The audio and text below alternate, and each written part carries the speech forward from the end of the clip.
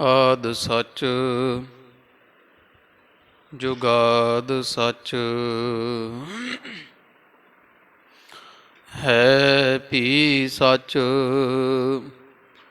ਨਾਨਕ ਹੋਸੀ ਭੀ ਸੱਚ। ਸ਼੍ਰੀ ਨਾਨਕ ਪਦ ਪੰਕਜ ਬੰਦਨ ਪਦ ਪੰਕਜ ਬੰਦਨ ਸਿਮਰੋ ਅੰਗਦ ਦੋਖ ਨਿਕੰਦਨ ਅਮਰਦਾਸ ਗੁਰ ਹਿਰਦੇ ਧਿਆਵਾਂ ਜੀ ਹਿਰਦੇ ਧਿਆਵਾਂ। ਸ਼੍ਰੀ ਗੁਰ ਰਾਮਦਾਸ ਗੁਣ ਗਾਵਾਂ। ਸ਼੍ਰੀ ਅਰਜਨ ਬਿਗਨਨ ਕੇ ਨਾਸ਼ਕ ਜੀ ਬਿਗਨਨ ਕੇ ਨਾਸ਼ਕ। ਹਰਿ ਗੋਬਿੰਦ ਸ਼ੁਭ ਸੁਮਤ ਪ੍ਰਕਾਸ਼ਕ। ਸ਼੍ਰੀ ਹਰਿ ਰਾਏ ਨਮੋ ਕਰ ਜੋਰੀ ਜੀ ਨਮੋ ਕਰ ਜੋਰੀ। ਗੁਰ ਹਰਿ ਕ੍ਰਿਸ਼ਨ ਮਨਾਏ ਬਹੋਰੀ।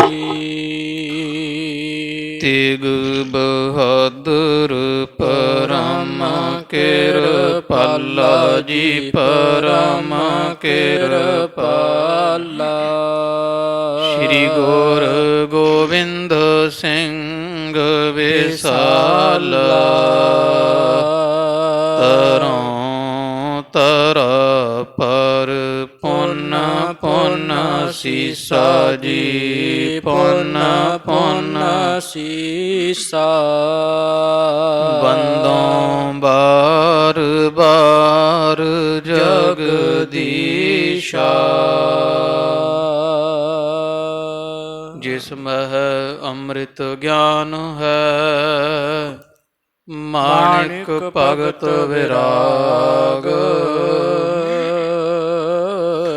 ਗੁਰੂ ਗ੍ਰੰਥ ਸਾਹਿਬ ਓਦਦ ਬੰਦੋਂ ਕਰ ਅਨੁਰਾਗ। ਸ਼੍ਰੀ ਗੁਰ ਸ਼ਬਦ ਕਮਾਏ ਜਿਨ ਜੀਤੇ ਪੰਚ ਵਿਕਾਰ।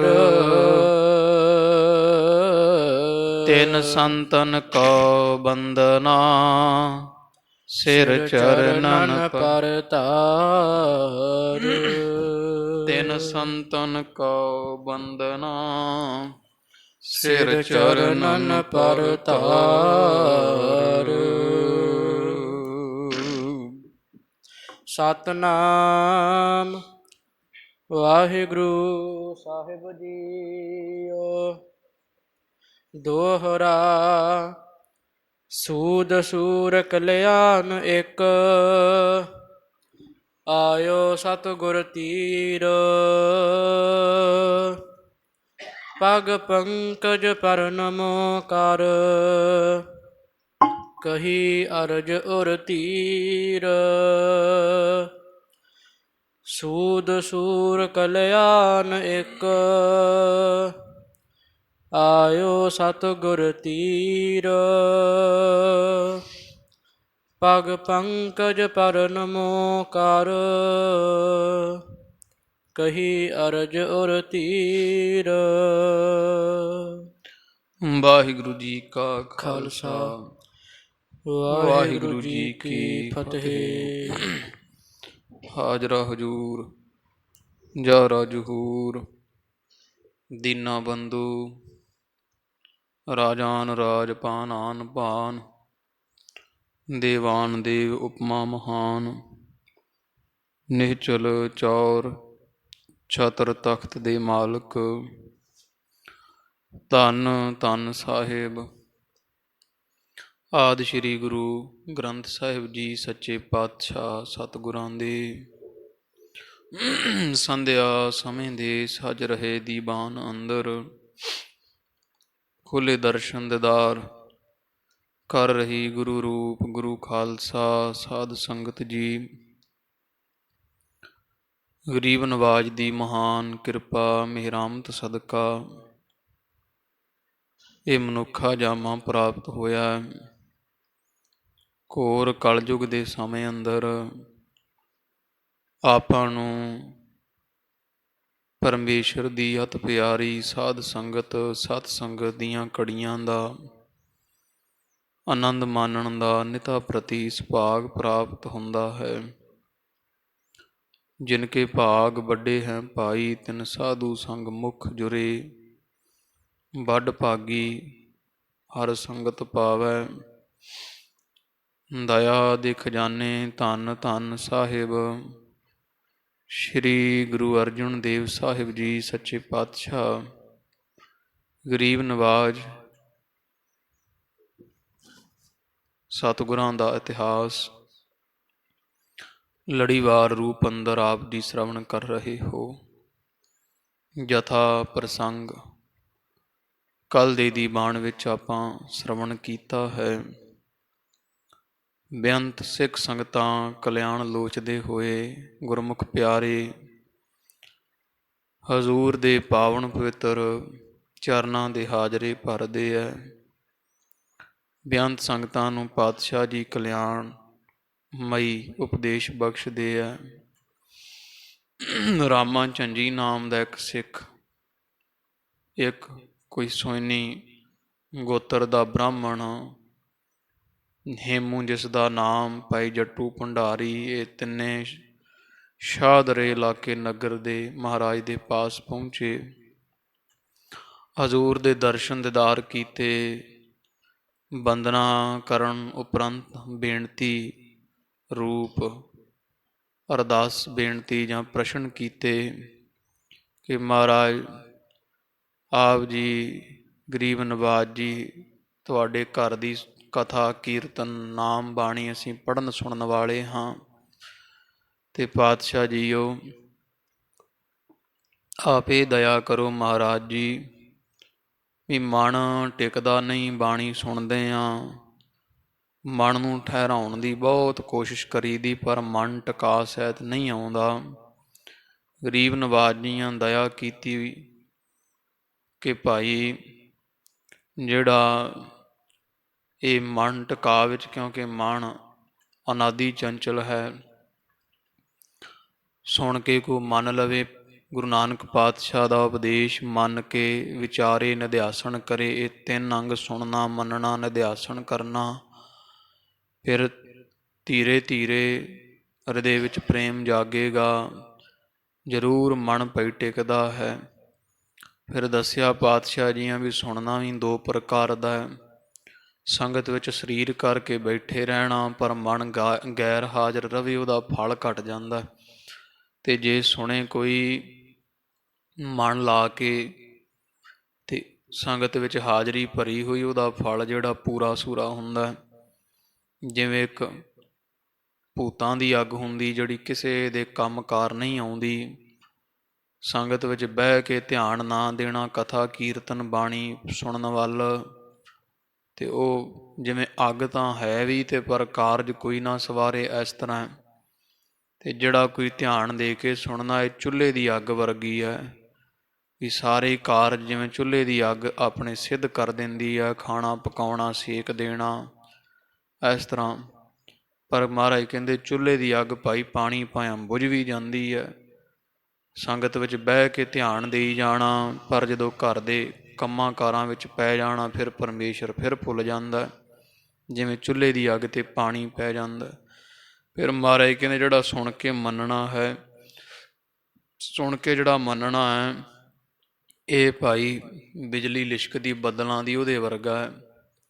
ਜਿਵੇਂ ਬੱਦਲਾਂ ਦੀ ਬਿਜਲੀ ਪਾਣੀ ਵਿੱਚ ਵੀ ਲਿਸ਼ਕਦੀ ਹੈ, ਬੱਦਲਾਂ 'ਚ ਜੋ ਪਾਣੀ ਹੁੰਦਾ ਕਿੰਨਾ ਪ੍ਰਕਾਸ਼ ਕਰਦੀ, ਬੁਝਦੀ ਨਹੀਂ। ਮੰਨਣ ਵਾਲੇ ਦੇ ਹਿਰਦੇ ਵਿੱਚ ਇਸ ਤਰ੍ਹਾਂ ਪਰਮੇਸ਼ਰ ਦਾ ਉਹ ਨਾਮ ਹੁੰਦਾ, ਪਰ ਬੱਦਲਾਂ ਤੋਂ ਬਿਨਾਂ ਨਹੀਂ ਨਾ ਜਿਵੇਂ ਹੁੰਦਾ, ਇਸ ਤਰ੍ਹਾਂ। ਤੋ ਇਹ ਵੀ ਕਿਸੇ ਸਮੇਂ ਕਮਜ਼ੋਰ ਪੈ ਜਾਂਦਾ। ਇਕੱਲਾ ਮੰਨਣ ਕਰਨ ਵਾਲਿਆਂ ਦਾ ਜਿਹੜਾ ਚੇਤਾ ਹੈ, ਸੁਰਤੀ ਵਿੱਚ ਨਾਮ ਹੈ, ਉਹ ਵੀ ਢਿੱਲਾ ਪੈ ਜਾਂਦਾ ਕਦੇ। ਫਿਰ ਗਰੀਬ ਨਵਾਜ ਮਹਾਰਾਜ ਜੀ ਨੇ ਦਇਆ ਕਰਕੇ ਦੱਸਿਆ ਕਿ ਭਾਈ ਇਸ ਤੋਂ ਇਲਾਵਾ ਅੱਗੇ ਜਿਹੜਾ ਕੋਈ ਵਿਚਾਰ ਕਰਦਾ ਹੈ, ਉਹ ਮੰਨ ਲਈਏ ਕਿ ਇਸ ਤਰ੍ਹਾਂ ਹੈ ਵੀ ਜਿਵੇਂ ਜਿਹੜੀ ਹੈ ਕੋਈ ਬੜਵਾ ਨਾਲ ਹੁੰਦੀ ਹੈ, ਸੁਣਨ ਮੰਨਣ ਨਿਧਿਆਸ ਕਰਨਾ, ਵੀ ਜਿਵੇਂ ਮੰਨ ਕੇ ਨਿਧਿਆਸ ਕਰ ਲਈਏ ਹਿਰਦੇ ਵਿੱਚ ਪਰਮੇਸ਼ਰ ਇਹੋ ਜਿਹਾ ਟਿਕਦਾ ਹੈ ਵੀ ਬੜਵਾ ਨਾਲ ਅੱਗ ਵਾਂਗੂ ਸਮੁੰਦਰ ਦਾ ਪਾਣੀ ਉਲਟਾ ਸੜਦਾ ਹੈ, ਅਤੇ ਇਸ ਤਰ੍ਹਾਂ ਵਿਸ਼ੇ ਵਿਕਾਰ ਸੜਨ ਲੱਗ ਪੈਂਦੇ ਹਨ। ਤੋ ਪਾਤਸ਼ਾਹ ਜੀ ਨੇ ਦੱਸਿਆ ਵੀ ਜਦੋਂ ਨਿਧਿਆਸਣ ਕਰਕੇ ਬ੍ਰਹਮ ਪਰਮੇਸ਼ਰ ਹਿਰਦੇ ਵਿੱਚ ਸਖਿਆਤ ਹੋ ਜਾਵੇ, ਫਿਰ ਇਹ ਨਾਮ ਸਿਮਰਨ ਦੀ ਉਹ ਅੱਗ ਬਣ ਜਾਂਦੀ ਜਿਹਨੂੰ ਮਹਾਂਪ੍ਰਲੈ ਕਹਿੰਦੇ ਹੈ। ਸਭ ਕੁਝ ਸੰਸਾਰ ਸਮੇਤ ਸਾੜ ਕੇ ਦਗਧ ਕਰ ਦਿੰਦੀ ਅਤੇ ਆਪ ਇਕੱਲੀ ਰਹਿ ਜਾਂਦੀ ਹੈ। ਇਸ ਤਰ੍ਹਾਂ ਫਿਰ ਉਹਨਾਂ ਗੁਰਮੁਖਾਂ ਦੇ ਹਿਰਦੇ ਵਿੱਚ ਬ੍ਰਹਮ ਪਰਮੇਸ਼ਰ ਹੀ ਇਕੱਲਾ ਰਹਿ ਜਾਂਦਾ ਹੈ। ਬਾਕੀ ਸਾਰੇ ਵਿਸ਼ੇ ਵਿਕਾਰ, ਸੰਸਾਰੀ ਰਿਸ਼ਤੇ ਨਾਤੇ, ਪਾਪ ਪੁੰਨ, ਝੂਠ ਸੱਚ, ਸਭ ਜੋ ਵੀ ਹੈ ਦੁਤੀ ਭਾਵ ਵਾਲਾ ਸਭ ਸੜ ਕੇ ਦਗਧ ਹੋ ਜਾਂਦਾ ਹੈ। ਇਸ ਤਰ੍ਹਾਂ ਦਾ ਉਪਦੇਸ਼ ਪਾਇਆ, ਬੜੇ ਖੁਸ਼ ਹੋਏ। ਇੰਨੇ ਨੂੰ ਗਰੀਬ ਨਵਾਜ ਮਹਾਰਾਜ ਦੇ ਤਾਇਆ ਲੱਗਦੇ ਰਿਸ਼ਤੇ ਵਿੱਚ ਲਾਹੌਰ ਵਾਲੇ ਭਾਈ ਸੰਘਾਰੀ ਜੀ ਪਹੁੰਚੇ। ਬੜੀ ਸ਼ਰਧਾ ਹੈ ਮਨ ਵਿੱਚ, ਲੋਚਦੇ ਹੈ ਵੀ ਮੈਂ ਵੀ ਧੰਨ ਗੁਰੂ ਅਰਜਨ ਦੇਵ ਸਾਹਿਬ ਮਹਾਰਾਜ ਦੀ ਸੇਵਾ ਕਰਕੇ ਪਰਮ ਗਤੀ ਪ੍ਰਾਪਤ ਕਰਾਂ। ਪਰ ਗਰੀਬ ਨਵਾਜ ਮਰਿਆਦਾ ਪੁਰਸ਼ੋਤਮ ਹੈ, ਵੱਡਾ ਤਾਇਆ ਜਾਣ ਕਰਕੇ ਮਹਾਰਾਜ ਨਹੀਂ ਚਰਨਾਂ ਵਿੱਚ ਬੈਠਣ ਦਿੰਦੇ, ਬਹੁਤ ਸਤਿਕਾਰ ਆਪ ਕਰਦੇ ਹੈ। ਸਗੋਂ ਫਿਰ ਇਹਨਾਂ ਨੇ ਬੇਨਤੀ ਕੀਤੀ ਸੀ ਕਿ ਮਹਾਰਾਜ ਕਿਰਪਾ ਕਰੋ, ਦਇਆ ਮਹਾਰਾਜ ਜੀ, ਵੀ ਮੇਰਾ ਕਲਿਆਣ ਹੀ ਤਾਂ ਆ ਜੇ ਤੁਹਾਡੇ ਚਰਨ ਪਰਸਾਂਗਾ, ਵੀ ਹੁਣ ਤੁਸੀਂ ਮੈਨੂੰ ਆਪਦਾ ਤਾਇਆ ਕਰਕੇ ਨਾ ਵੇਖੋ, ਕਿਉਂਕਿ ਮੈਂ ਤੁਹਾਨੂੰ ਆਪਦਾ ਭਤੀਜਾ ਕਰਕੇ ਨਹੀਂ ਦੇਖਦਾ, ਮੈਂ ਪਰਮੇਸ਼ਰ ਗੁਰੂ ਕਰਕੇ ਜਾਣਦਾ ਹਾਂ। ਅਤੇ ਮਹਾਰਾਜ ਤੁਸੀਂ ਵੀ ਮੈਨੂੰ ਆਪਦਾ ਸਿੱਖ ਜਾਣੋ, ਵੀ ਇਉਂ ਵੀ ਤੁਹਾਡੇ ਚਰਨਾਂ 'ਚ ਲੱਗੇ ਬਿਨਾਂ ਮੇਰੀ ਕਲਿਆਣ ਨਹੀਂ। ਇਸ ਤਰ੍ਹਾਂ ਮਹਾਰਾਜ ਜੀ ਨੇ ਬੜੀ ਦਇਆ ਕੀਤੀ। ਭਾਈ ਸੰਘਾਰੀ ਮੱਲ ਜੀ ਮਹਾਰਾਜ ਦੇ ਤਾਇਆ ਲੱਗਦੇ, ਇਹਨਾਂ ਦਾ ਕਲਿਆਣ ਹੋਇਆ। ਇਸ ਤੋਂ ਬਾਅਦ ਕੁਝ ਹੋਰ ਸਿੱਖ ਵੀ ਮਹਾਰਾਜ ਦੇ ਪਾਸ, ਭਾਈ ਸਾਈਂ ਦਿੱਤਾ ਵਰਗੇ, ਭਾਈ ਝੰਜੀ ਜੀ ਵਰਗੇ ਆਉਂਦੇ ਰਹੇ, ਭਾਈ ਸੈਦੋ ਵਰਗੇ ਲਾਹੌਰ ਤੋਂ ਆਏ ਸੀ। ਇਹਨਾਂ ਮਹਾਰਾਜ ਦੇ ਪਾਸ ਆ ਕੇ ਉਹ ਸਾਰੀ ਕਥਾ ਸੁਣਾਈ ਵੀ ਮਹਾਰਾਜ ਅਸੀਂ ਜਦੋਂ ਬੌੜੀ ਸਾਹਿਬ ਸੇਵਾ ਕਰਦੇ ਸੀ ਨਾ ਗੁਰੂ ਅਮਰਦਾਸ ਮਹਾਰਾਜ ਦੇ ਸਮੇਂ, ਅਤੇ ਸਾਡੇ ਲਾਹੌਰ ਨੂੰ ਪਹਿਲਾਂ ਤੋਂ ਸਰਾਫ ਹੋਇਆ ਸੀ। ਗੁਰੂ ਨਾਨਕ ਪਾਤਸ਼ਾਹ ਜਦੋਂ ਇੱਕ ਵਾਰੀ ਉਦਾਸੀਆਂ ਤੋਂ ਹੁੰਦੇ ਹੋਏ ਇੱਥੇ ਲਾਹੌਰ ਆਏ ਹੈ, ਅਤੇ ਗਾਈਆਂ ਅੰਮ੍ਰਿਤ ਵੇਲੇ ਸਵਾ ਪਹਿਰ ਰਾਤ ਰਹਿੰਦਿਆਂ ਵੱਢਦੇ ਬੁੱਚੜਖਾਨੇ ਵਾਲੇ ਬੁੱਚੜਾਂ ਨੂੰ ਵੇਖਿਆ। ਲਾਹੌਰ ਸ਼ਹਿਰ ਜ਼ਹਿਰ ਕਹਿਰ ਸਵਾ ਪਹਿਰੇ ਸ਼ਰਾਫ ਦੇ ਦਿੱਤਾ ਸੀ। ਅਤੇ ਮਹਾਰਾਜ ਜਦੋਂ ਅਸੀਂ ਬੌੜੀ ਸਾਹਿਬ ਦੀ ਸੇਵਾ ਕੀਤੀ, ਇੱਕ ਦਿਨ ਧੰਨ ਗੁਰੂ ਅਮਰਦਾਸ ਜੀ ਮਹਾਰਾਜ ਬਹੁਤ ਖੁਸ਼ ਹੋਏ ਅਤੇ ਆਖਿਆ ਜੋ ਮੰਗੋਗੇ ਉਹ ਦੇਵਾਂਗੇ। ਸਾਡੀ ਨਗਰ ਦੇ ਸਾਰੇ ਗੁਰਮੁਖਾਂ ਨੇ, ਸ਼ਹਿਰ ਵਾਲੇ ਲਾਹੌਰੀਆਂ ਨੇ ਇਹ ਮਤਾ ਪਕਾ ਲਿਆ ਵੀ ਆਪਾਂ ਸੰਸਾਰ ਹੀ ਕੀ ਮੰਗਾਂਗੇ, ਜੋ ਮੰਗਾਂਗੇ ਵੱਖੋ ਵੱਖਰਾ ਵੀ ਮੰਗਾਂਗੇ ਨਾਸ਼ ਹੋ ਜਾਵੇਗਾ, ਅਤੇ ਕਿਉਂ ਨਾ ਜਿਹੜਾ ਗੁਰੂ ਨਾਨਕ ਸਾਹਿਬ ਮਹਾਰਾਜ ਦਾ ਆਪਣਾ ਸ਼ਰਾਪ ਹੋਇਆ ਲਾਹੌਰ ਸ਼ਹਿਰ ਨੂੰ ਉਹ ਬਖਸ਼ਾ ਲਈਏ।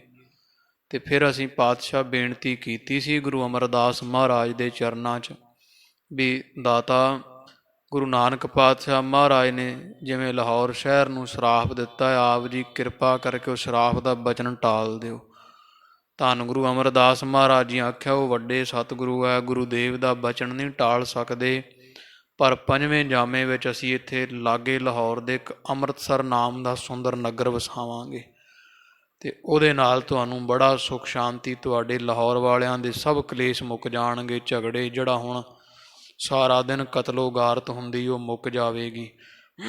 ਜਿਵੇਂ ਸਾਧ ਸੰਗਤ ਜੀ ਲਾਗੇ ਆਪਦੇ ਇੱਥੇ ਜਿੱਥੇ ਆਪਾਂ ਰਹਿੰਦੇ ਹੋਈ ਉਸ ਪਿੰਡ ਵਿੱਚ ਵਰਸ਼ਾ ਨਾ ਵੀ ਮੀਂਹ ਪਿਆ ਹੋਵੇ, ਗਰਮੀ ਹਾੜ ਜੇਠ ਦੇ ਦਿਨਾਂ ਵਿੱਚ ਜੇ ਲਾਗੇ ਕਿਤੇ 20-25-30 ਕੋਹ 'ਤੇ ਵੀ ਭਾਰੀ ਵਰਖਾ ਹੋ ਜਾਵੇ, ਜੇ ਵਰਸ਼ਾ ਨਹੀਂ ਵੀ ਪਈ ਆਪਣੇ ਤੇ ਠੰਡਾ ਜ਼ਰੂਰ ਹੋ ਜਾਂਦਾ। ਇਸ ਤਰ੍ਹਾਂ ਮਹਾਰਾਜ ਜੀ ਨੇ ਦਇਆ ਕੀਤੀ ਵੀ ਅੰਮ੍ਰਿਤਸਰ ਸਾਹਿਬ ਇਹੋ ਜਿਹਾ ਨਗਰ ਲਾਗੇ ਵਸਾਵਾਂਗੇ ਜਿੱਥੇ ਸਦਾ ਪ੍ਰਭੂ ਪਰਮੇਸ਼ਰ ਦੀ ਸਿਫਤ ਸ਼ਲਾਘਾ ਹੋਵੇਗੀ।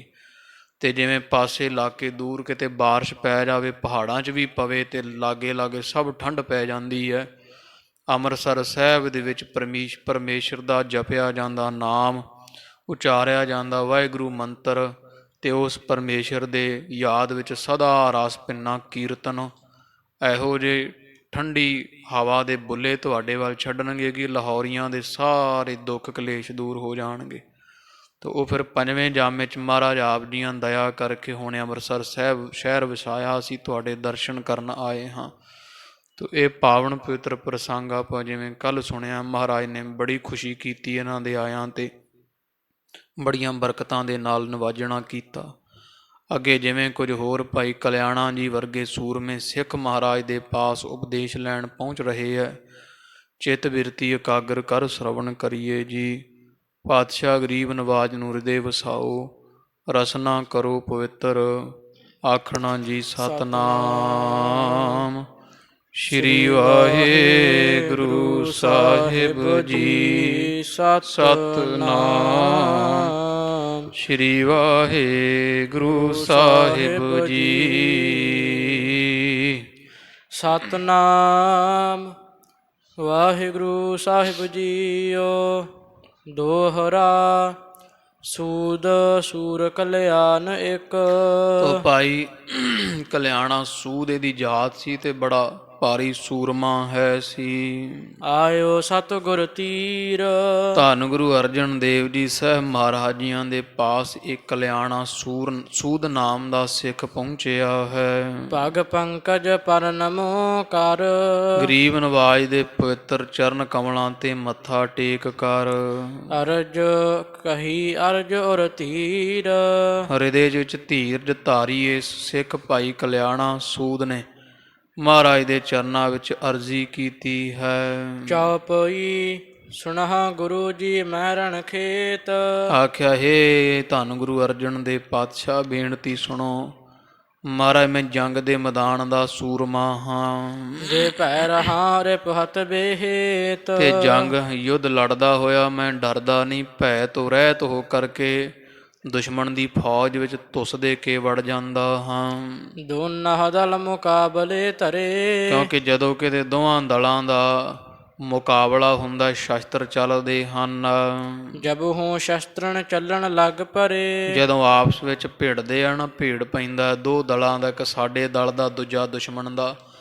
ਦੁਸ਼ਮਣ ਦੇ ਦਲ ਦੇ ਭੇੜ ਦੇ ਵਿੱਚ ਜਦੋਂ ਫਿਰ ਮੈਂ ਦੁਸ਼ਮਣ ਨੂੰ ਮਾਰਨ ਵਾਸਤੇ ਤਬ ਰਿਪ ਸੈਨਾ ਮਹਿ ਬਰ ਜਾਵੂੰ। ਦੁਸ਼ਮਣ ਦੀ ਸੈਨਾ ਵਿੱਚ ਸਭ ਤੋਂ ਅੱਗੇ ਮੈਂ ਜਥੇ ਵਿੱਚ ਅੱਗੇ ਹੋ ਕਰਕੇ ਧੁੱਸ ਦੇ ਕੇ ਬਲ ਦੇ ਨਾਲ ਵੜ ਜਾਂਦਾ ਹਾਂ। ਕਰ ਪ੍ਰਹਾਰ ਬਲ ਤੇ ਰਿਪ ਕਾਵਾਂ। ਤੇ ਵੱਡੇ ਵੱਡੇ ਜਿਹੜੇ ਦੁਸ਼ਮਣ ਹੈ, ਵੱਡੇ ਵੱਡੇ ਸੂਰਮੇ ਹੈ, ਆਪਦੇ ਹੱਥ ਦੇ ਜ਼ੋਰ ਨਾਲ, ਭਾਵ ਬਾਜੂਆਂ ਡੋਲਿਆਂ ਦੇ ਜ਼ੋਰ ਨਾਲ, ਸ਼ਸਤਰ ਨਾਲ ਵੱਢ ਵੱਢ ਕੇ ਸੁੱਟ ਦਿੰਦਾ ਹਾਂ। ਪੁਣ ਨਿਜ ਦਲ ਮਹਿ ਆਣ ਪ੍ਰਵੇਸ਼ੋਂ। ਤੇ ਪੁਨः ਫਿਰ ਮੁੜ ਆਪਦੀ ਫੌਜ ਵਿੱਚ ਘੇਰਾ ਕੱਢ ਕੇ ਮਾਰ ਕੇ ਦੁਸ਼ਮਣ ਨੂੰ ਫਿਰ ਆਪਦੀ ਫੌਜ ਵਿੱਚ ਵੜ ਆਉਂਦਾ ਹਾਂ। ਕਰਾਂ ਪਲਾਵਣ ਛਤਰ ਵਿਸ਼ੇਸ਼ੋ। ਤੇ ਬੜੇ ਵੱਡੇ ਵਿਸ਼ੇਸ਼ ਦੁਸ਼ਮਣ ਜਿਹੜੇ ਸੂਰਮੇ ਮਹਾਰਾਜ ਦੌੜ ਜਾਂਦੇ ਆ, ਬੜਿਆਂ ਨੂੰ ਮੈਦਾਨ ਚੋਂ ਮੈਂ ਭਜਾਇਆ ਹੋਇਆ ਹੈ। ਸੁਣ ਸ਼੍ਰੀ ਮੁਖ ਤੇ ਵਾਕ ਉਚਾਰੇ। ਇਸ ਤਰ੍ਹਾਂ ਜਦੋਂ ਫੜਾਂ ਮਾਰੀਆਂ ਮਹਾਰਾਜ ਦੇ ਪਾਸ ਇਹਨੇ ਆ ਕੇ, ਤੇ ਸ਼੍ਰੀ ਕੰਠ ਚੋਂ ਧੰਨ ਗੁਰੂ ਅਰਜਨ ਦੇਵ ਪਾਤਸ਼ਾਹ ਜੀ ਨੇ ਬਚਨ ਉਚਾਰਿਆ ਹੈ। ਸੁਗਮ ਹੈ ਦਲ ਰਿਪੁ ਦਲ ਮਾਰੇ। ਮਹਾਰਾਜ ਸੱਚੇ ਪਾਤਸ਼ਾਹ ਜੀ ਕਹਿੰਦੇ ਕਿ ਦੁਸ਼ਮਣ ਦੇ ਦਲ ਨੂੰ ਮਾਰਨਾ ਜਿਹੜਾ ਸਾਹਮਣੇ ਭਾਈ, ਇਹ ਤਾਂ ਕੋਈ ਵੱਡੀ ਗੱਲ ਨਹੀਂ, ਇਹ ਤਾਂ ਕੋਈ ਔਖਾ ਨਹੀਂ ਹੈ। ਇਸ ਕੋ ਸਦਾ ਸਤ ਅਗਿਆਨ। ਹਾਂ, ਇਹ ਜਿਹੜਾ ਵੈ ਨਾ, ਜਿਹੜਾ ਅਸੀਂ ਦੁਸ਼ਮਣ ਤੈਨੂੰ ਦੱਸਦੇ ਆਂ, ਇਹਦਾ ਅਗਿਆਨ ਬਣਿਆ ਰਹਿੰਦਾ ਤੇ ਸਦਾ ਸੱਚੇ ਲੱਗਦੇ ਆ, ਵੀ ਪਿਆਰੇ ਲੱਗਦੇ ਹਨ ਜਿਹੜੇ ਦੁਸ਼ਮਣਾਂ ਦੀ ਅਸੀਂ ਗੱਲ ਕਰਦੇ ਹਾਂ। ਵੀ ਸਾਹਮਣੇ ਪ੍ਰਤੱਖ ਦੁਸ਼ਮਣ ਨੂੰ ਮਾਰਨਾ ਤਾਂ ਕੋਈ ਵੱਡੀ ਗੱਲ ਨਹੀਂ ਹੈ। ਕਾਮ ਕ੍ਰੋਧ ਆਦਿਕ ਭਟ ਜਾਨ। ਭਾਵ ਮਹਾਰਾਜ ਦੇ ਕਹਿਣ ਦਾ ਵੀ ਬਾਹਰਲੇ ਦੁਸ਼ਮਣ ਹੀ ਮਾਰੇ ਕਿ ਕਦੇ ਅੰਦਰਲਾ ਦੁਸ਼ਮਣ ਵੀ ਮਾਰਿਆ। ਆਖਿਆ, ਮਹਾਰਾਜ ਅੰਦਰ ਵੀ ਕੋਈ ਦੁਸ਼ਮਣ ਹੈ? ਪਾਤਸ਼ਾਹ ਕਹਿੰਦੇ, ਬਾਹਰਲੇ ਜੰਗ ਦੇ ਮੈਦਾਨ ਵਿੱਚ ਤਾਂ ਜਿੱਤਣਾ ਸੌਖਾ ਹੈ ਭਾਈ, ਅਸਲੀ ਦੁਸ਼ਮਣ ਤਾਂ ਅੰਦਰ ਬੈਠਾ ਹੈ। ਮਹਾਰਾਜ ਨੂੰ ਪੁੱਛਦਾ, ਪਾਤਸ਼ਾਹ ਕਿਹੜੇ ਦੁਸ਼ਮਣ ਹੈ ਭਾਈ ਅੰਦਰ? ਗਰੀਬ ਨਵਾਜ ਕਹਿੰਦੇ, ਕਾਮ ਵੱਡਾ ਦੁਸ਼ਮਣ ਹੈ, ਕ੍ਰੋਧ ਵੇਖ ਕਿੱਡਾ ਵੱਡਾ ਦੁਸ਼ਮਣ ਹੈ, ਮੋਹ ਨਹੀਂ ਦਿਸਦਾ ਤੈਨੂੰ, ਲੋਭ ਨਹੀਂ ਦਿਸਦਾ, ਹੰਕਾਰ ਹਿਰਦੇ ਵਿੱਚ ਸਿਰ ਚੜ੍ਹ ਕੇ ਤੇਰੇ ਬੋਲਦਾ ਹੈ। ਵੇਖ ਕਿੱਡੇ ਕਿੱਡੇ ਵੱਡੇ ਦੁਸ਼ਮਣ ਤੇਰੇ ਅੰਦਰ ਬੈਠੇ ਹਨ। ਲੈ ਗੁਰ ਸ਼ਬਦ ਸ਼ਸਤਰ ਬਲ ਧਰ ਕੈ। ਆਖਿਆ ਮਹਾਰਾਜ ਇਹ ਮਰਦੇ ਕਿਵੇਂ ਆ? ਗਰੀਬ ਨਵਾਜ ਕਹਿੰਦੇ ਮਰਦੇ ਆ ਭਾਈ, ਪਰ ਇਹ ਹੱਥ ਵਿੱਚ ਫੜੀ ਹੋਈ ਤੇਰੀ ਤਲਵਾਰ ਨਾਲ ਮਰਨ ਵਾਲੇ ਤਾਂ ਨਹੀਂ। ਉਹ ਸੂਖਸ਼ਮ ਦੁਸ਼ਮਣ ਹੈ ਤੇ ਸੂਖਸ਼ਮ ਸ਼ਸਤਰ ਨਾਲ ਹੀ ਮਰਦੇ ਹੈ। ਲੈ ਗੁਰ ਸ਼ਬਦ ਸ਼ਸਤਰ ਬਲ ਧਾਰ ਕੈ, ਵੀ ਗੁਰੂ ਪਾਤਸ਼ਾਹ ਜਾਂ ਆਪਦੇ ਗੁਰੂ ਦੇ ਉਪਦੇਸ਼ ਰੂਪੀ ਸ਼ਸਤਰ ਲੈਣਾ ਹੈ। ਬਾਣੀ ਰੂਪੀ ਸ਼ਸਤਰ ਨੂੰ ਪਕੜ ਕਰਕੇ ਤੇ ਬਹੁਤ ਬਲ ਦੇ ਨਾਲ ਜਾਂ ਪ੍ਰੇਮ ਰੂਪੀ ਸ਼ਰਧਾ ਰੂਪੀ ਬਲ ਨਾਲ ਇਨ੍ਹਾਂ ਪ੍ਰਹਾਰ ਹਿਰਦੇ ਵਿੱਚ ਰਕੈ। ਜਦੋਂ ਆਪਦੇ ਹਿਰਦੇ ਵਿੱਚ ਵਿਚਰੇਗਾ ਨਾ ਤੂੰ, ਇਹ ਜੰਗ ਦਾ ਮੈਦਾਨ ਮਨ ਹੈ ਤੇ ਇਹਦੇ ਵਿੱਚ ਜਦੋਂ ਵਿਚਰੇਗਾ ਸ਼ਸਤਰ ਲੈ ਕੇ ਗੁਰਬਾਣੀ ਦਾ, ਤੇ ਜਦੋਂ ਵਿਚਰੇਗਾ ਕੀ ਹੋਵੇਗਾ? ਉਦੋਂ ਇਹ ਸਾਰੇ ਦੁਸ਼ਮਣਾਂ ਦੀ ਪਰਖ ਪਵੇਗੀ ਵੀ ਕਿੱਡਾ ਵੱਡਾ ਕਿਲਾ ਬਣਾ ਕੇ ਅੰਦਰ ਬੈਠੇ ਹੈ। ਫਿਰ ਗੁਰਬਾਣੀ ਦੇ ਉਪਦੇਸ਼ ਦੇ ਸ਼ਬਦ ਦੇ ਸ਼ਸਤਰ ਦੇ ਨਾਲ ਜਦੋਂ ਨਿਧਿਆਸਣ ਰੂਪੀ ਮਾਰੀ ਦਾ ਨਾ, ਫਿਰ ਇਹ ਦੁਸ਼ਮਣ ਮਰ ਜਾਂਦੇ ਹਨ। ਮਹਾ ਸੂਰਮਾ ਕਹੀਐ ਸੋਏ। ਜਿਨੇ ਮਨ ਦਾ ਦੁਸ਼ਮਣ ਮਾਰਿਆ ਵੱਡਾ ਸੂਰਮਾ ਉਹ ਕਿਹਾ ਜਾਂਦਾ ਹੈ। ਸਤਿਗੁਰਾਂ ਨੇ ਆਸਾ ਰਾਗ ਵਿੱਚ ਵੀ ਖਾਲਸਾ ਜੀ ਬਚਨ ਉਚਾਰਿਆ। ਆਸਾ ਮਹੱਲਾ ਪੰਜਵਾ। ਸੱਚੇ ਪਾਤਸ਼ਾਹ ਮਹਾਰਾਜ ਜੀ ਆਸਾ ਰਾਗ ਵਿੱਚ ਇਹ ਬਚਨ ਉਚਾਰੇ ਵੀ ਮਨ ਦੇ ਵਿੱਚ ਜਿਹੜਾ ਉਹ ਦੁਸ਼ਮਣ ਜਿਹੜੇ ਬੈਠੇ ਵਿਸ਼ੇ ਵਿਕਾਰ ਕਿੱਡੇ ਕਿੱਡੇ ਵੱਡੇ ਹੈ। ਚਾਰ ਬਰਨ ਚੌਹਾ ਕੇ ਮਰਦਨ ਖਟ ਦਰਸ਼ਨ ਕਰ ਤਲੀਰੇ। ਤੋ ਚਾਰ ਬਰਨ ਚੌਹਾ ਕੇ ਮਰਦਨ ਖਟ ਦਰਸ਼ਨ ਕਰ ਤਲੀਰੇ। ਸੁੰਦਰ ਸੁਗਰ ਸਰੂਪ ਸਿਆਣੇ ਪਾਂਚਾ ਹੋਈ ਮੋਹਿ ਛਲੀਰੇ। ਜਿਨ ਮਿਲ ਮਾਰੇ ਪੰਚ ਸੂਰਬੀਰ ਸੋ ਪੂਰਾ ਇਹ ਕਲੀਰੇ। ਵੱਡੀ ਕੌਮ ਵਸ ਭਾਗੈ ਨਾਹੀ ਮੋਹਕਮ ਫੌਜ ਹਠੱਲੀ ਰੇ। ਕਹੋ ਨਾਨਕ ਤਿਨ ਜਨ ਨਿਰਦਲਿਆ ਸਾਧ ਸੰਗਤ ਕਹਿ ਚੱਲੀ ਰੇ। ਵੱਡਾ ਸੂਰਮਾ ਉਹ ਭਾਈ ਜਿਹਨੇ ਆਪਦੇ ਮਨ ਦੇ ਦੁਸ਼ਮਣ ਮਾਰੇ ਹਨ। ਸੁਖ ਅਨਾਸ਼ ਇਨ ਨਾਸੇ। ਤੇ ਹੋਏ ਪੜ੍ਹਨਾ ਚੱਜ ਨਾਲ ਨੀਂਦ ਆਉਂਦੀ ਆ? ਪੜ੍ਹ ਪੰਕਤੀ ਦੁਬਾਰਾ। ਸੁਖ ਅਨਾਸ਼ ਇਨ ਨਾਸੇ ਹੋਏ। ਤੇ ਜਿਹੜਾ ਸੁਖ ਹੈ ਨਾ ਉਹ ਕਦੋਂ ਹੁੰਦਾ ਹੈ? ਜਦੋਂ ਇਹਨਾਂ ਨੂੰ ਨਾਸ਼ ਕਰੀਦਾ। ਮਨ ਦੇ ਵਿੱਚੋਂ ਸਾਰੇ ਵਿਸ਼ੇ ਵਿਕਾਰ ਦੁਸ਼ਮਣ ਜਦੋਂ ਮਰਦੇ ਹੈ, ਉਦੋਂ ਪਾਤਸ਼ਾਹ ਕਹਿੰਦੇ ਇਹੋ ਜਿਹਾ ਸੁਖ ਆਉਂਦਾ ਫਿਰ ਹੋਰ ਕਦੇ ਦੁੱਖ ਨਹੀਂ। ਅਨਾਦੀ ਸੁਖ, ਇੱਕ ਰਸ ਲਗਾਤਾਰ ਸੁਖ ਪ੍ਰਾਪਤ ਹੁੰਦਾ ਹੈ। ਆਸ ਬਿਰਲੇ ਜੋਧਾ ਬਲਵੰਤ। ਤੇ ਇਹੋ ਜਿਹੇ ਯੋਧੇ ਸੰਸਾਰ ਵਿੱਚ ਬਲ ਵਾਲੇ ਬਹੁਤ ਥੋੜ੍ਹੇ ਹੈ। ਵੀ ਸੰਸਾਰ ਵਿੱਚ ਬਾਹਰੀ ਦੁਸ਼ਮਣਾਂ ਨੂੰ ਮਾਰਨ ਵਾਲੇ ਬਹੁਤ ਮਿਲ ਜਾਣਗੇ, ਪਰ ਮਨ ਦੇ ਵਿੱਚੋਂ ਵਿਸ਼ੇ ਵਿਕਾਰਾਂ ਰੂਪੀ ਦੁਸ਼ਮਣ ਨੂੰ ਮਾਰਨ ਵਾਲੇ ਸੂਰਮੇ ਥੋੜ੍ਹੇ ਹਨ।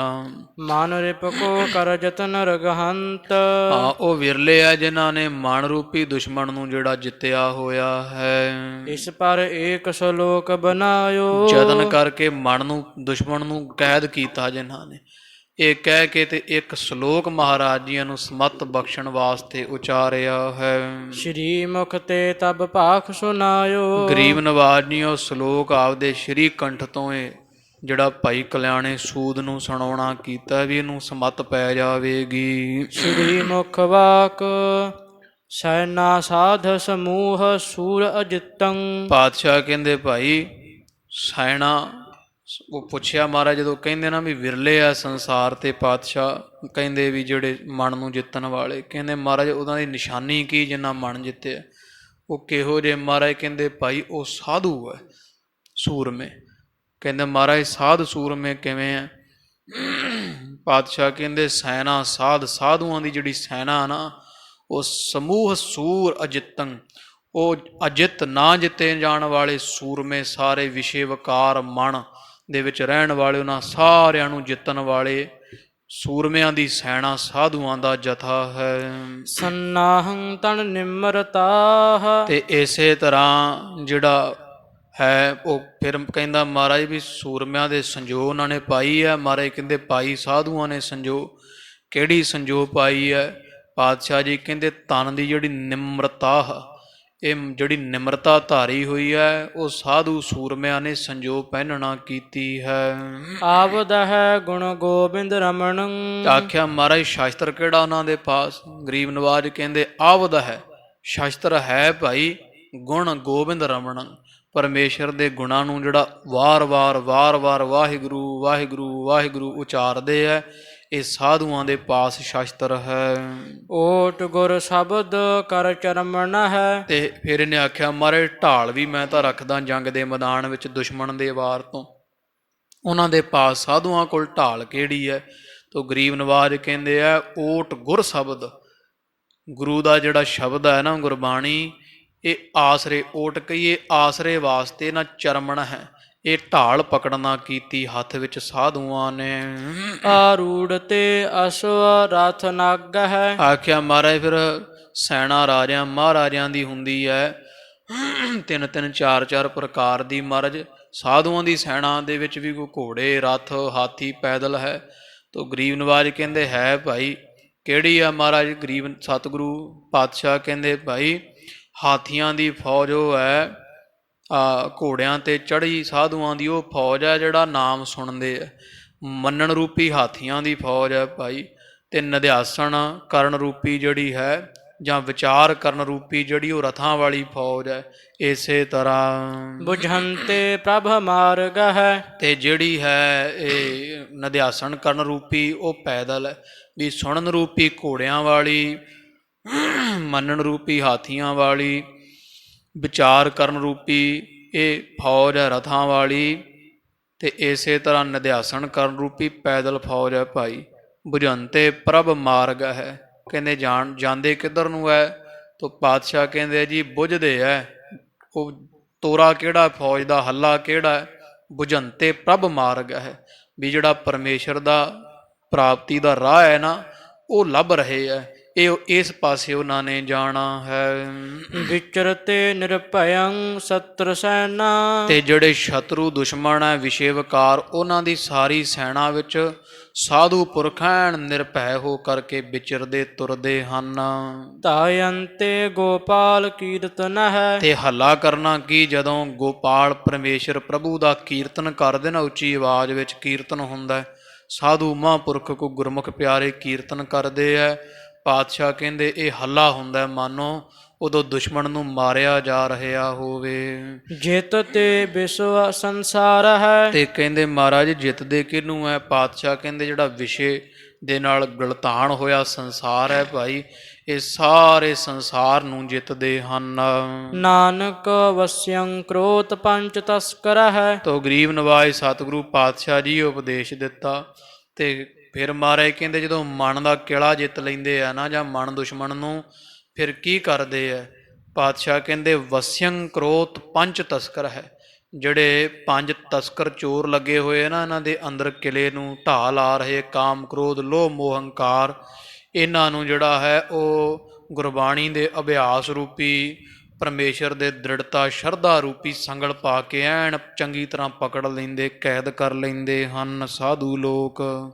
ਚੌਪਈ ਮਨ ਜੀਤੇ ਸੋ ਸੂਰ ਕਹਾਵੈ। ਇਸ ਲਈ ਭਾਈ ਕਲਿਆਣਾ ਜੀ ਜਿਹੜਾ ਮਨ ਨੂੰ ਜਿੱਤਦਾ ਹੈ ਅਸਲੀ ਸੂਰਮਾ ਕਹਾਉਂਦਾ ਹੈ। ਪ੍ਰਭ ਦਰਗਾਹੇ ਮਾਨ ਬਹੁ ਪਾਵੈ। ਜਿਵੇਂ ਸੰਸਾਰ ਵਿੱਚ ਜਿੱਤਣ ਵਾਲੇ ਸੂਰਮੇ ਇੱਥੇ ਸੰਸਾਰ 'ਚ ਸ਼ੋਭਾ ਪਾਉਂਦੇ ਹੈ, ਮਨ ਨੂੰ ਜਿੱਤਣ ਵਾਲੇ ਸੂਰਮੇ ਅਗਲੀ ਦਰਗਾਹ ਪਰਮੇਸ਼ਰ ਦੇ ਘਰ ਵਿੱਚ ਸ਼ੋਭਾ ਪ੍ਰਾਪਤ ਕਰਦੇ ਹੈ। ਨਰ ਸੁਰ ਤਿਸ ਕੋ ਸੁਜਸ ਬਖਾਨੈ। ਆ ਸੰਸਾਰ ਦੇ ਲੋਕ ਵੀ ਤੇ ਸੱਚਖੰਡ ਵਿੱਚ ਦੇਵਤੇ ਵੀ ਉਸ ਸੂਰਮੇ ਦਾ ਜਿਹੜਾ ਸੁਜਸ ਕਰਦੇ ਆ, ਸ਼ੋਭਾ ਕਰਦੇ ਹਨ। ਸੁਖ ਅਬਿਨਾਸੀ ਮਿਲਹਿ ਮਹਾਨੈ। ਤੇ ਬੜੇ ਭਾਰੀ ਨਾਸ਼ ਤੋਂ ਰਹਿਤ ਇੱਕ ਰਸ ਸੁਖ ਪ੍ਰਾਪਤ ਹੁੰਦੇ ਆ। ਹਾਥ ਜੋੜ ਤਬ ਕਹਿ ਕਲਿਆਣਾ। ਹੱਥ ਜੋੜ ਲੈ ਭਾਈ ਕਲਿਆਣੇ ਜੀ ਨੇ ਤੇ ਬੇਨਤੀ ਕੀਤੀ, ਕਿਰਪਾ ਆਪ ਕੀ ਜਿਸ ਪਰ ਜਾਨਾ। ਮਹਾਰਾਜ ਜਾਣਿਆ ਵੀ ਜਿਹਦੇ ਉੱਪਰ ਤੁਹਾਡੀ ਬੜੀ ਦਇਆ ਕਿਰਪਾ ਹੋ ਜਾਂਦੀ, ਜਾਣੀ ਪੈਂਦੀ ਹੈ। ਸੋ ਅਸ ਜੋਧਾ ਮਨ ਕੋ ਗਹਿ। ਵੀ ਹਰੇਕ ਤਾਣੀ ਨਾ ਮਹਾਰਾਜ ਇਹੋ ਜਿਹਾ ਯੋਧਾ ਬਣ ਸਕਦਾ, ਮਨ ਨੂੰ ਜਿੱਤਣ ਵਾਲਾ ਸੂਰਮਾ ਤਾਂ ਉਹ ਬਣ ਸਕਦਾ ਪਾਤਸ਼ਾਹ ਜੀ ਦੇ ਤੇ ਤੁਹਾਡੀ ਮਿਹਰ ਭਰੀ ਨਜ਼ਰ ਹੋ ਜਾਵੇ ਜੀ। ਚਰਨ ਕਮਲ ਸੋ ਲਪਟਿਓ ਰਹੈ। ਉਹੀ ਗੁਰਮੁਖ ਪਿਆਰਾ ਦਿਨ ਰਾਤ ਤੁਹਾਡੇ ਚਰਨ ਕਮਲਾਂ ਦੇ ਨਾਲ ਗੁਰਬਾਣੀ ਨਾਲ ਲਪਟਿਆ ਰਹਿੰਦਾ ਹੈ। ਕਹਿਓ ਗੁਰੂ ਸਿਮਰਹੁ ਸਤਨਾਮ। ਤੂੰ ਮਹਾਰਾਜ ਕਹਿੰਦੇ ਕੋਈ ਗੱਲ ਨਹੀਂ ਕਲਿਆਣੇ, ਤੂੰ ਬਾਹਰੀ ਸੂਰਮਾ ਬੜਾ ਸੰਸਾਰ ਵਿੱਚ ਤੇ ਮਨ ਜਿੱਤ ਕੇ ਵੀ ਸੂਰਮਾ ਬਣ ਜਾ। ਮਹਾਰਾਜ ਕਿਵੇਂ ਬਣਾਂਗਾ? ਪਾਤਸ਼ਾਹ ਕਹਿੰਦੇ ਸਿਮਰਹੁ ਸਤਨਾਮ, ਵਾਹਿਗੁਰੂ ਵਾਹਿਗੁਰੂ ਵਾਹਿਗੁਰੂ ਦਾ ਸਿਮਰਨ ਕਰਕੇ ਹੀ। ਸੁਭਟ ਪਨਹਿ ਤੈਸੋ ਅਭਿਰਾਮ। ਜਿਵੇਂ ਸਾਧੂ ਲੋਕ ਸੂਰਮੇ ਬਣੇ ਮਨ ਨੂੰ ਜਿੱਤਣ ਵਾਲੇ, ਤੂੰ ਵੀ ਐਸਾ ਸੂਰਮਾ ਬਣ ਜਾ ਸੁੰਦਰ। ਸੁਣ ਕਰ ਗੁਰ ਸੇਵਾ ਕਹ ਲਾਗਿਓ। ਸੁਣ ਕੇ ਮਹਾਰਾਜ ਦੀ ਸਿੱਖਿਆ ਹਿਰਦੇ ਵਿੱਚ ਵਸਾਈ ਤੇ ਅੰਮ੍ਰਿਤਸਰ ਸਾਹਿਬ ਬੜੀ ਡਾਢੀ ਸੇਵਾ ਵਿੱਚ ਲੱਗਿਆ ਹੈ। ਸਤ ਸੰਗਤ ਮਿਲ ਬੇ ਅਨੁਰਾਗਿਓ। ਤੇ ਬੜਾ ਪ੍ਰੇਮ ਕਰਦਾ, ਸੰਗਤ ਕਰਦਾ, 2 ਵੇਲੇ ਕਥਾ ਕੀਰਤਨ ਹਰਮੰਦਰ ਸਾਹਿਬ ਸੁਣਦਾ ਹੈ। ਭਾਨੂ ਭਗਤ ਗੁਰੂ ਸਿੱਖ ਪਾਰਾ। ਕਹਿੰਦੇ ਇੱਕ ਗੁਰੂ ਕਾ ਸਿੱਖ ਭਾਈ ਭਾਨੂ ਨਾਮ ਦਾ ਭਗਤ ਹੈ। ਕਰਹਿ ਸ਼ਬਦ ਕੋ ਸਦਾ ਵਿਚਾਰਾ। ਇਹ ਸਦਾ ਜਿਵੇਂ ਕੋਈ ਕਥਾ ਕਰਦਾ ਹੈ, ਦੂਜੀਆਂ ਸੰਗਤਾਂ ਨੂੰ ਕਥਾ ਕਰ ਕਰਕੇ ਸ਼ਬਦਾਂ ਦੇ ਅਰਥ ਕਰ ਕਰਕੇ ਸੁਣਾਉਂਦਾ ਸੀ। ਜੋ ਵਿੱਚ ਅਰਥ ਸੋ ਆਪ ਕਮਾਵੈ। ਤੇ ਬਾਕੀ ਗੁਰਬਾਣੀ 'ਚ ਜਿਹੜਾ ਕੋਈ ਅਰਥ ਰੱਖਿਆ ਹੁੰਦਾ ਸਿਧਾਂਤ, ਉਹ ਆਪ ਵੀ ਕਮਾਉਂਦਾ ਸੀ। ਪਹਿਲਾਂ ਆਪਦੇ ਮਨ ਨੂੰ ਸੁਧਾਰਦਾ, ਵਿਚਾਰਦਾ, ਪੁਨ ਅਪਰਣ ਉਪਦੇਸ਼ ਸੁਣਾਵੈ। ਤੇ ਪਹਿਲਾਂ ਆਪ ਗੱਲ ਗ੍ਰਹਿਣ ਕਰਕੇ ਫੇਰ ਕਿਸੇ ਨੂੰ ਉਪਦੇਸ਼ ਦਿੰਦਾ ਹੈ। ਤਿਸ ਕੀ ਰਸਨਾ ਤੇ ਜੋ ਸੁਨੈ। ਤੇ ਕਵੀ ਜੀ ਕਹਿੰਦੇ ਭਾਈ ਭਾਨੂ ਭਗਤ ਜੀ ਦੀ ਰਸਨਾ ਦੇ ਵਿੱਚ ਪ੍ਰਤਾਪ ਇਹੋ ਜਿਹਾ ਸੀ ਵੀ ਜਿਹੜਾ ਵੀ ਇਹਦੀ ਕਥਾ ਸੁਣਦਾ ਸੀ, ਭਾਉ ਭਗਤ ਉਪਜਹਿ ਮਨ ਗੁਣੈ। ਉਹਦੇ ਮਨ ਵਿੱਚ ਪ੍ਰੇਮਾ ਭਗਤੀ ਪੈਦਾ ਹੋ ਜਾਂਦੀ ਸੀ। ਜਿਹੜਾ ਇਹਦੀ ਕਥਾ ਸੁਣ ਲੈਂਦਾ ਸੀ, ਉਹ ਪਰਮੇਸ਼ਰ ਦੇ ਨਾਲ ਜੁੜ ਬਹਿੰਦਾ ਸੀ। ਸ਼੍ਰੀ ਅਰਜਨ ਟਿਕ ਕਿਨਹਾ ਬਖਾਨਾ। ਕਿਸੇ ਸਿੱਖ ਨੇ ਆ ਕੇ ਧੰਨ ਗੁਰੂ ਅਰਜਨ ਦੇਵ ਸਾਹਿਬ ਮਹਾਰਾਜ ਪਾਸ ਬੇਨਤੀ ਕੀਤੀ। ਪੁਰ ਮੋਹਿ ਜੰਗ ਪਸਹਿ ਅਨਜਾਨਾ। ਸੱਚੇ ਪਾਤਸ਼ਾਹ ਵੀ ਜਿਹੜਾ ਮੁਰਜੰਗੀਪੁਰ ਹੈ ਨਾ, ਜਾਂ ਮੁਹਜੰਗਪੁਰ ਨਗਰ ਹੈ ਲਾਹੌਰ ਦੇ ਲਾਗੇ, ਹੁਣ ਕਹਿੰਦੇ ਲਾਹੌਰ ਦੇ ਵਿੱਚ ਹੀ ਆ ਗਿਆ, ਜਿਹੜਾ ਮਹਾਰਾਜ ਨੂੰ ਸਿੱਖ ਨੇ ਦੱਸਿਆ। ਮਹਾਰਾਜ ਮੁਹਜੰਗਪੁਰ ਜਿਹੜਾ ਨਗਰ ਹੈ, ਵੀ ਮਹਾ ਦੁਸ਼ਟ ਗੁਰ ਨਿੰਦਾ ਕਰੈ। ਇੱਥੇ ਬੜੇ ਮੂਰਖ ਲੋਕ ਰਹਿੰਦੇ ਲਾਹੌਰ ਦੇ ਲਾਗੇ। ਪਾਤਸ਼ਾਹ ਜੀ ਐਡੇ ਦੁਸ਼ਟ ਹੈ ਵੀ ਸਤਿਗੁਰੂ ਨਾਨਕ ਪਾਤਸ਼ਾਹ ਤੋਂ ਬਾਅਦ ਤੁਹਾਡੀ ਸਭ ਦੀ ਨਿੰਦਿਆ ਕਰਦੇ ਰਹਿੰਦੇ ਹਨ। ਸਿੱਖਨ ਗਨ ਕੋ ਤਰਕਣ ਤਰੈ। ਤੇ ਸਿੱਖਾਂ ਨੂੰ ਹੁਜਤਾਂ ਤਰਕਾਂ ਕਰਦੇ ਆ। ਜੇ ਪਰਮੇਸ਼ਰ ਦੀ ਗੱਲ ਸੁਣਾਵੇ, ਕਹਿੰਦੇ ਅਸੀਂ ਨਹੀਂ ਮੰਨਦੇ ਪਰਮੇਸ਼ਰ ਨੂੰ। ਸ਼੍ਰੀ ਮੁਖ ਤੇ ਭਾਨੂ ਸੰਗ ਭਾਖਾ। ਤੇ ਮਹਾਰਾਜ ਉਦੋਂ ਭਾਈ ਭਾਨੂ ਜੀ ਵੀ ਸੰਗਤ 'ਚ ਹੀ ਬੈਠੇ ਹੋਏ ਸੀ। ਕਿਸੇ ਸਿੱਖ ਨੇ ਸ਼ਿਕਾਇਤ ਕੀਤੀ ਵੀ ਮਹਾਰਾਜ ਮੁਹਜੰਗਪੁਰ ਦੇ ਲੋਕ ਬਹੁਤ ਆਫਰੇ ਹੋਏ ਆ ਤੇ ਪਰਮੇਸ਼ਰ ਦੀ ਹੋਂਦ ਤੋਂ ਮੁਨਕਰ ਹੈ, ਮਨਮੁਖ ਲੋਕ ਹੈ, ਗੁਰੂ ਘਰ ਦੀ ਨਿੰਦਾ ਕਰਦੇ, ਸੰਗਤਾਂ ਨੂੰ ਪਾਠ ਪੂਜਾ ਵੀ ਨਹੀਂ ਕਰਨ ਦਿੰਦੇ। ਹਜ਼ੂਰ ਨੇ ਭਾਈ ਭਾਨੂ ਜੀ ਦੇ ਤਾਈਂ ਆਖਿਆ ਹੈ, ਮੁਹਜੰਗੀ ਗਮਨਹ ਧਰ ਕਾਂਖਾ। ਕਿ ਭਾਈ ਭਾਨੂ ਜੀ ਮੁਹਜੰਗਪੁਰ ਜਿਹੜਾ ਤੁਸੀਂ ਇਹ ਇੱਛਾ ਰੱਖ ਕੇ ਜਾਣਾ ਕਰੋ ਇੱਥੋਂ, ਨਰ ਗਨ ਕੋ ਗੁਰਮਤਿ ਸਿਖਰਾਵਹ। ਵੀ ਤੁਸੀਂ ਜਾ ਕੇ ਉੱਥੇ ਕਥਾ ਕਰਿਆ ਕਰਨੀ ਹੈ। ਜਿੰਨੇ ਮੁਹਜੰਗਪੁਰ ਦੇ ਲੋਕ ਆ ਨਾ, ਕੋਈ ਮਨਮੁਖ ਜਿੰਨੇ ਵੀ ਉੱਥੇ ਇਕੱਠੇ ਹੋਏ ਆ ਦੁਸ਼ਟ ਲੋਕ, ਉਹਨਾਂ ਸਾਰਿਆਂ ਦਾ ਚਲੋ ਭਲਾ ਹੋ ਜਾਵੇ। ਤਾਂ ਉਹਨਾਂ ਸਾਰਿਆਂ ਨੂੰ ਕਥਾ ਦੇ ਰਾਹੀਂ ਗੁਰੂ ਨਾਨਕ ਪਾਤਸ਼ਾਹ ਦੇ ਘਰ ਦੇ ਨਾਲ ਜੋੜਨਾ, ਸਿੱਧੇ ਰਸਤੇ ਲਿਆਉਣਾ ਹੈ। ਨਰਕ ਪਰਣ ਤੇ ਜਾਏ ਬਚਾਵਹ। ਉਹਨਾਂ ਨੂੰ ਤੁਸੀਂ ਬਚਾਓ ਜਾ ਕੇ, ਨਹੀਂ ਤਾਂ ਨਿੰਦਿਆ ਕਰਕੇ ਗੁਰੂ ਘਰ ਦੀ ਨਰਕਾਂ ਨੂੰ ਡਿੱਗਣਗੇ। ਸੁਣ ਆਗਿਆ ਗੁਰ ਕੀ ਤਬ ਗਇਓ। ਸੁਣ ਕੇ ਪਾਤਸ਼ਾਹ ਤੋਂ ਆਗਿਆ ਤੇ ਇਹ ਭਾਈ ਭਾਨੂ ਜੀ ਗਿਆ ਹੈ। ਸ਼ਬਦ ਵਿਚਾਰ ਸੁਨਾਵਤ ਭਇਓ। ਸ਼ਬਦ ਦੀ ਵਿਚਾਰ ਇਹਨੇ ਪਾਤਸ਼ਾਹ ਮਹਾਰਾਜ ਦੇ ਜਿਵੇਂ ਹੁਕਮ ਹੋਇਆ, ਜਾ ਕੇ ਮੁਹਜੰਗਪੁਰ ਨੇ ਕਥਾ ਆਰੰਭ ਕਰ ਦਿੱਤੀ ਹੈ। ਕ੍ਰਿਸ਼ਨਾ ਸੇਠੀ ਹੁਤੋ ਸੰਗੀਣਾ। ਤੋ ਉੱਥੇ ਭਾਈ ਭਾਨੂ ਜੀ ਨੇ ਇਸ ਤਰ੍ਹਾਂ ਬੜੀ ਜਿਹੜੀ ਵੈ ਕਥਾ ਕੀਤੀ ਤੇ ਬੜੇ ਮੁਹਜੰਗਪੁਰ ਦੇ ਲੋਕਾਂ ਨੂੰ ਗੁਰੂ ਨਾਨਕ ਪਾਤਸ਼ਾਹ ਦੇ ਘਰ ਦੇ ਨਾਲ ਜੋੜਿਆ, ਸਿੱਖੀ ਦਾ ਪ੍ਰਕਾਸ਼ ਕੀਤਾ। ਤੋ ਇਸੇ ਤਰ੍ਹਾਂ ਕੋਈ ਭਾਈ ਕ੍ਰਿਸ਼ਨਾ ਨਾਮ ਦਾ ਜਿਹੜਾ ਸਿੱਖ ਹੈ, ਤੇ ਇੱਕ ਸੰਗੀਣਾ ਸੇਠ ਨਾਮ ਦਾ ਕੋਈ ਸਿੱਖ ਹੈ ਸੀ। ਸੁਣ ਗੁਰਮਤਿ ਕੋ ਭਇਓ ਪ੍ਰਵੀਣਾ। ਭਾਈ ਭਾਨਾ ਜੀ ਦੀ ਜਾਂ ਭਾਈ ਭਾਨੂ ਜੀ ਦੀ ਕਥਾ ਸੁਣ ਕੇ ਤੇ ਸਿੱਖੀ ਵਿੱਚ ਪਰਪੱਕ ਹੋ ਗਏ। ਕਥਾ ਸੁਣ ਕੇ ਮਹਾਰਾਜ ਦੇ ਸਿੱਖ ਬਣੇ ਹਨ। ਸੁਤ ਬਨੇ ਤਾਜਤ ਭਾਉ ਤਰੰਤੇ। ਤੇ ਭਾਈ ਭਾਨੂ ਜੀ ਦੇ ਨਾਲ ਬਹੁਤ ਪ੍ਰੇਮ ਕਰਨ ਲੱਗ ਪਏ। ਇਹਦੀ ਪਤਨੀ ਤੇ ਇਹ ਸਾਰਾ ਪਰਿਵਾਰ ਭਾਈ ਭਾਨੂ ਜੀ ਦਾ ਬੜਾ ਸ਼ਰਧਾਲੂ ਹੋਇਆ ਹੈ। ਭਾਨੂ ਕੀ ਸਭ ਸੇਵ ਕਰਨ ਤੇ ਗੁਰੂ ਕਾ ਸਿੱਖ ਤੇ ਮਹਾਰਾਜ ਦੀ ਉਹ ਕੋਈ ਸਾਖੀ ਕਥਾ ਸੁਣਾਉਣ ਵਾਲਾ ਜਾਣ ਕੇ ਇਹ ਪਰਿਵਾਰ ਜਿਹੜਾ ਸਾਰਾ ਹੀ ਨਾ ਭਾਈ ਸੰਗੀਣ ਤੇ ਭਾਈ ਕ੍ਰਿਸ਼ਨਾ ਜੀ ਯਾਦਕ, ਇਹ ਸੱਚੇ ਪਾਤਸ਼ਾਹ ਮਹਾਰਾਜ ਦੇ ਘਰ ਦਾ ਸਿੱਖ ਜਾਣ ਕੇ, ਕਥਾ ਕਰਨ ਵਾਲਾ ਜਾਣ ਕੇ ਦੀ ਬਹੁਤ ਭਾਈ ਭਾਨੂ ਦੀ ਸੇਵਾ ਕਰਦੇ ਆ। ਲੀੜਾ ਕੱਪੜਾ ਜੋ ਵੀ ਆ, ਕੋਈ ਪ੍ਰਸ਼ਾਦਾ ਪਾਣੀ ਸਭ ਇਹਨਾਂ ਦੇ ਘਰ ਚੋਂ ਆਉਂਦਾ ਹੈ। ਹੋਤ ਪ੍ਰਭਾਤ ਸ਼ਬਦ ਕੀ ਕਥਾ। ਜਦੋਂ ਅੰਮ੍ਰਿਤ ਵੇਲਾ ਹੁੰਦਾ ਹੈ ਤੇ ਇਸ ਪਿੰਡ ਦੀ ਧਰਮਸ਼ਾਲਾ ਵਿੱਚ ਗੁਰਬਾਣੀ ਦੀ ਕਥਾ ਹੁੰਦੀ ਹੈ ਪੁਨ ਸੰਧਿਆ ਕੋ ਕਰਹੀ ਤਥਾ। ਤੇ ਕੀਰਤਨ ਹੁੰਦਾ ਹੈ। ਇਸੇ ਤਰ੍ਹਾਂ ਹੀ ਸੰਧਿਆ ਸਮੇਂ ਫੇਰ ਕਥਾ ਕੀਰਤਨ ਭਾਈ ਭਾਨੂ ਜੀ ਕਰਦੇ ਆ। ਬਹੁਰ ਕੀਰਤਨ ਮਿਲ ਸਭ ਕਰੈ। ਤੇ ਇਸ ਤੋਂ ਬਾਅਦ ਪਹਿਲਾਂ ਕਥਾ ਹੁੰਦੀ ਹੈ, ਬਾਅਦ ਵਿੱਚ ਕੋਈ ਕੀਰਤਨ ਮਿਲ ਕੇ ਸਭ ਸੰਗਤਾਂ ਨਗਰ ਵਾਲੀਆਂ ਕਰਦੀਆਂ। ਸਿੱਖੀ ਵਧਣੀ ਸ਼ੁਰੂ ਹੋ ਗਈ ਹੈ। ਦਿਨ ਬਰ ਦਿਨ ਗੁਰੂ ਘਰ ਵਿੱਚ ਬਹੁਤ ਰੌਣਕ ਲੱਗਣੀ ਆਰੰਭ ਹੋਈ ਹੈ। ਸਤਿਗੁਰ ਮਹਿ ਪੁਨ ਸ਼ਰਧਾ ਧਰੈ। ਇਹ ਸਾਰੀਆਂ ਸੰਗਤਾਂ ਕਿੱਥੇ ਨਿੰਦਿਆ ਕਰਦੇ ਸੀ ਮਹਾਰਾਜ ਦੇ ਘਰ ਦੀ। ਕਥਾ ਦਾ ਇਹੋ ਜਿਹਾ ਪ੍ਰਤਾਪ ਵਰਤਿਆ, ਭਾਈ ਭਾਨੂ ਜੀ ਨੇ ਸਾਰਿਆਂ ਦੇ ਮਨ ਚੋਂ ਬਰਿਆਈ ਮੇਟ ਕੇ ਧੰਨ ਗੁਰੂ ਨਾਨਕ ਪਾਤਸ਼ਾਹ ਜੀ ਦੇ ਚਰਨੀ ਲਾਇਆ। ਸਭ ਹੁਣ ਮਹਾਰਾਜ ਦੇ ਘਰ ਦੀ ਸੋਭਾ ਗਾਉਂਦੇ ਆ। ਇੱਕ ਭਾਨੂ ਕੇ ਗਮਨੇ ਤਹਾਂ। ਕਵੀ ਜੀ ਕਹਿੰਦੇ ਬੜੀ ਸ਼ਰਧਾ ਵਧੀ। ਇੱਕ ਕੇਵਲ ਤੇ ਭਾਈ ਭਾਨੂ ਜੀ ਦੇ ਜਾਣ ਕਰਕੇ ਵੇਖੋ ਕਿੰਨੀ ਸਿੱਖੀ ਵਧੀ ਹੈ। ਸਤ ਸੰਗਤ ਹੋਈ ਸਭ ਮਹਾ। ਤੇ ਬਹੁਤ ਇਹਨੂੰ ਹੁੰਦਾ ਕੁਛ, ਬਹੁਤ ਸਤ ਸੰਗਤ ਜਿਹੜੀ ਹੈ ਉਹ ਵਧਣੀ ਸ਼ੁਰੂ ਹੋ ਗਈ ਹੈ। ਸਭ ਪਾਸੇ ਸੁਬਾਹ ਸ਼ਾਮ ਕਥਾ ਕੀਰਤਨ ਹੁੰਦਾ ਹੈ।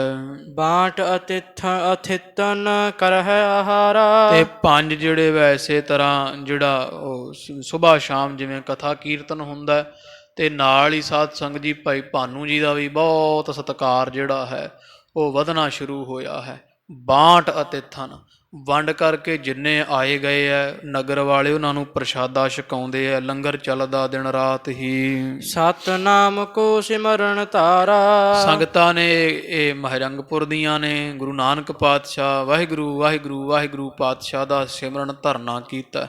ਬਹੁਤ ਭਜਨ ਬੰਦਗੀ ਵਿੱਚ ਨਗਰ ਲੱਗਿਆ ਹੈ। ਲਵਪੁਰ ਮਹਿ ਲੱਧਾ ਉਪਕਾਰੀ। ਤੇ ਇਹ ਲਾਹੌਰ ਜਿਹੜਾ ਸ਼ਹਿਰ ਆ ਲਾਗੇ ਮਹਿਜੰਗਪੁਰ ਦੇ, ਇੱਥੇ ਇੱਕ ਭਾਈ ਲੱਧਾ ਜੀ ਪਰਉਪਕਾਰੀ ਜੀ ਦਾ ਪ੍ਰਸੰਗ ਆਪਾਂ ਸੱਤਾ ਬਲਵੰਡ ਜੀ ਦੇ ਵਾਰ ਦੇ ਉਥਾਨਕਾ ਵਿੱਚ ਸੁਣਿਆ। ਇਹ ਭਾਈ ਲੱਧਾ ਜੀ ਪਰਉਪਕਾਰੀ ਵੀ ਰਹਿੰਦਾ ਹੈ। ਭਾਉ ਭਗਤ ਜਿਨ ਬਹ ਉਰ ਧਾਰੀ। ਜਿਸ ਭਾਈ ਲੱਧਾ ਜੀ ਨੇ ਬੜੀ ਪ੍ਰੇਮਾ ਭਗਤੀ ਗੁਰੂ ਅਰਜਨ ਦੇ ਪਾਤਸ਼ਾਹ ਦੇ ਘਰ ਦੀ ਧਾਰੀ ਹੈ। ਬੁੱਧੂ ਕੇਰ ਪਜਾਵਾ ਕਾਚੋ। ਤੇ ਇੱਕ ਉਹ ਜਿਹੜਾ ਭਾਈ ਬੁੱਧੂ ਜੀ ਦਾ ਪਜਾਵਾ ਕੱਚਾ ਰਹਿ ਗਿਆ ਸੀ ਭਾਈ ਲੱਖੂ ਦੇ ਕਹਿਣ ਤੇ, ਉਹ ਭਾਈ ਬੁੱਧੂ ਜੀ ਜੋ ਹੈ ਸੀ ਦਰ ਪਰ ਲੱਖੂ ਸਰਾਪ ਉਬਾਚੋ। ਤੇ ਜਿਹਨੂੰ ਭਾਈ ਲੱਖੂ ਜੀਆਂ ਨੇ ਆਖ ਦਿੱਤਾ ਸੀ ਵੀ ਮੈਨੂੰ ਪ੍ਰਸ਼ਾਦਾ ਨਹੀਂ ਛਕਾਇਆ, ਭਾਈ ਬੁੱਧੂ ਦਾ ਆਵਾ ਕੱਚਾ ਹੀ ਰਹੇਗਾ। ਜਦੋਂ ਸਿੱਖਾਂ ਅਰਦਾਸ ਕੀਤੀ ਸੀ ਇਹਨੇ ਬਾਹਰ ਦਰਵਾਜ਼ੇ ਤੇ ਖੜੇ ਨਹੀਂ ਕਹਿ ਦਿੱਤਾ ਸੀ ਵੀ ਆਵਾ ਕੱਚਾ ਹੀ ਰਹੇਗਾ, ਕੋਈ ਇੱਟ ਨਹੀਂ ਪੱਕੇ ਪਿੱਲੀਆਂ ਨਿਕਲਣਗੀਆਂ। ਇਹ ਭਾਈ ਲੱਖੂ ਤੇ ਭਾਈ ਜਿਹੜਾ ਹੈ ਲੱਧਾ ਜੀ ਭਾਈ ਬੁੱਧੂ ਜੀ ਇਹ ਸਾਰੇ ਹੀ ਲਾਹੌਰ ਦੇ ਰਹਿਣ ਵਾਲੇ ਹਨ। ਸ੍ਰੀ ਗੁਰ ਪ੍ਰੇਰਿਓ ਲੱਧਾ ਗਇਓ। ਤੇ ਜਦੋਂ ਇਹਦੀਆਂ ਭਾਈ ਲੱਖੂ ਜੀ ਨੇ ਕਹਿ ਦਿੱਤਾ ਸੀ ਵੀ ਹੁਣ ਤੇਰਾ ਆਵਾ ਕੱਚਾ ਰਹੇਗਾ, ਤੂੰ ਮੈਨੂੰ ਪ੍ਰਸ਼ਾਦਾ ਨਹੀਂ ਛਕਾਇਆ, ਲੈ ਤੂੰ ਵੀ ਸੰਗਤ ਇਕੱਠੀ ਕੀਤੀ, ਮੈਂ ਵੀ ਗੁਰੂ ਅਰਜਨ ਦੇਵ ਮਹਾਰਾਜ ਦਾ ਹੀ ਸਿੱਖ ਹਾਂ। ਕਹਿੰਦੇ ਗੁਰੂ ਅਰਜਨ ਦੇਵ ਜੀ ਨੇ ਆਖਿਆ ਵੀ ਆਵਾ ਪੱਕਾ ਨਿਕਲੇਗਾ, ਸੰਗਤਾਂ ਦਾ ਪ੍ਰਸ਼ਾਦਾ ਕਰ ਛਕਾ, ਅਰਦਾਸ ਕਰਾ ਸਿੱਖਾਂ ਤੋਂ। ਉਹ ਭਾਈ ਲੱਖੂ ਕਹਿੰਦਾ ਠੀਕ ਆਖਿਆ ਉਹ ਮਹਾਰਾਜ ਨੇ, ਪਰ ਮੈਂ ਵੀ ਉਸੇ ਹੀ ਗੁਰੂ ਅਰਜਨ ਦੇਵ ਪਾਤਸ਼ਾਹ ਦਾ ਸਿੱਖ ਹਾਂ। ਇਸ ਕਰਕੇ ਫਿਰ ਜਦੋਂ ਇਹ ਡਰ ਗਿਆ ਭਾਈ ਜਿਹੜਾ ਹੈ ਸੀ ਬੁੱਧੂ ਜੀ ਵੀ ਹੁਣ ਹੋ ਸਕਦਾ ਵੀ ਭਾਈ ਲੱਖੂ ਦਾ ਹੀ ਬਚਨ ਪੂਰਾ ਹੋ ਜਾਵੇ, ਜਾਂ ਇਹ ਨੇਟਾਂ ਥੋੜ੍ਹੀਆਂ ਜਿਹੀਆਂ ਮੋਰੀ ਪੱਟ ਕੇ ਖੋਲ੍ਹ ਕੇ ਵੇਖੀਆਂ ਸੀ ਤੇ ਸੱਚਮੁੱਚ ਪਿੱਲੀਆਂ ਨਿਕਲੀਆਂ।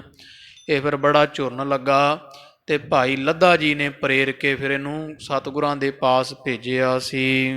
ਲੱਖੂ ਕੋ ਪ੍ਰਸੰਨ ਕਰ ਲਿਓ। ਤੇ ਜਾਂ ਭਾਈ ਗੁਰੂ ਅਰਜਨ ਦੇ ਪਾਤਸ਼ਾਹ ਮਹਾਰਾਜ ਦੇ ਪਾਸ ਜਦੋਂ ਗਿਆ ਨਾ ਭਾਈ ਬੁੱਧੂ ਬੇਨਤੀ ਕੀਤੀ ਤੇ ਭਾਈ ਬੁੱਧੂ ਦੀ ਬੇਨਤੀ ਤੇ ਵੀ ਮਹਾਰਾਜ ਹੁਣ ਕੀ ਕਰੀ, ਇੱਟਾਂ ਤਾਂ ਕੱਚੀਆਂ, ਲੱਖੂ ਨੂੰ ਕਵੇ ਆਪਦਾ ਬਚਨ ਵਾਪਸ ਲੈ ਲਵੇ। ਤੇ ਧੰਨ ਗੁਰੂ ਅਰਜਨ ਦੇ ਪਾਤਸ਼ਾਹ ਜੀਆਂ ਉਦੋਂ ਸੰਗਤ ਵਿੱਚੋਂ ਉਠਾ ਕੇ ਭਾਈ ਲੱਧਾ ਜੀ ਨੂੰ ਭੇਜਿਆ ਸੀ ਲਾਹੌਰ।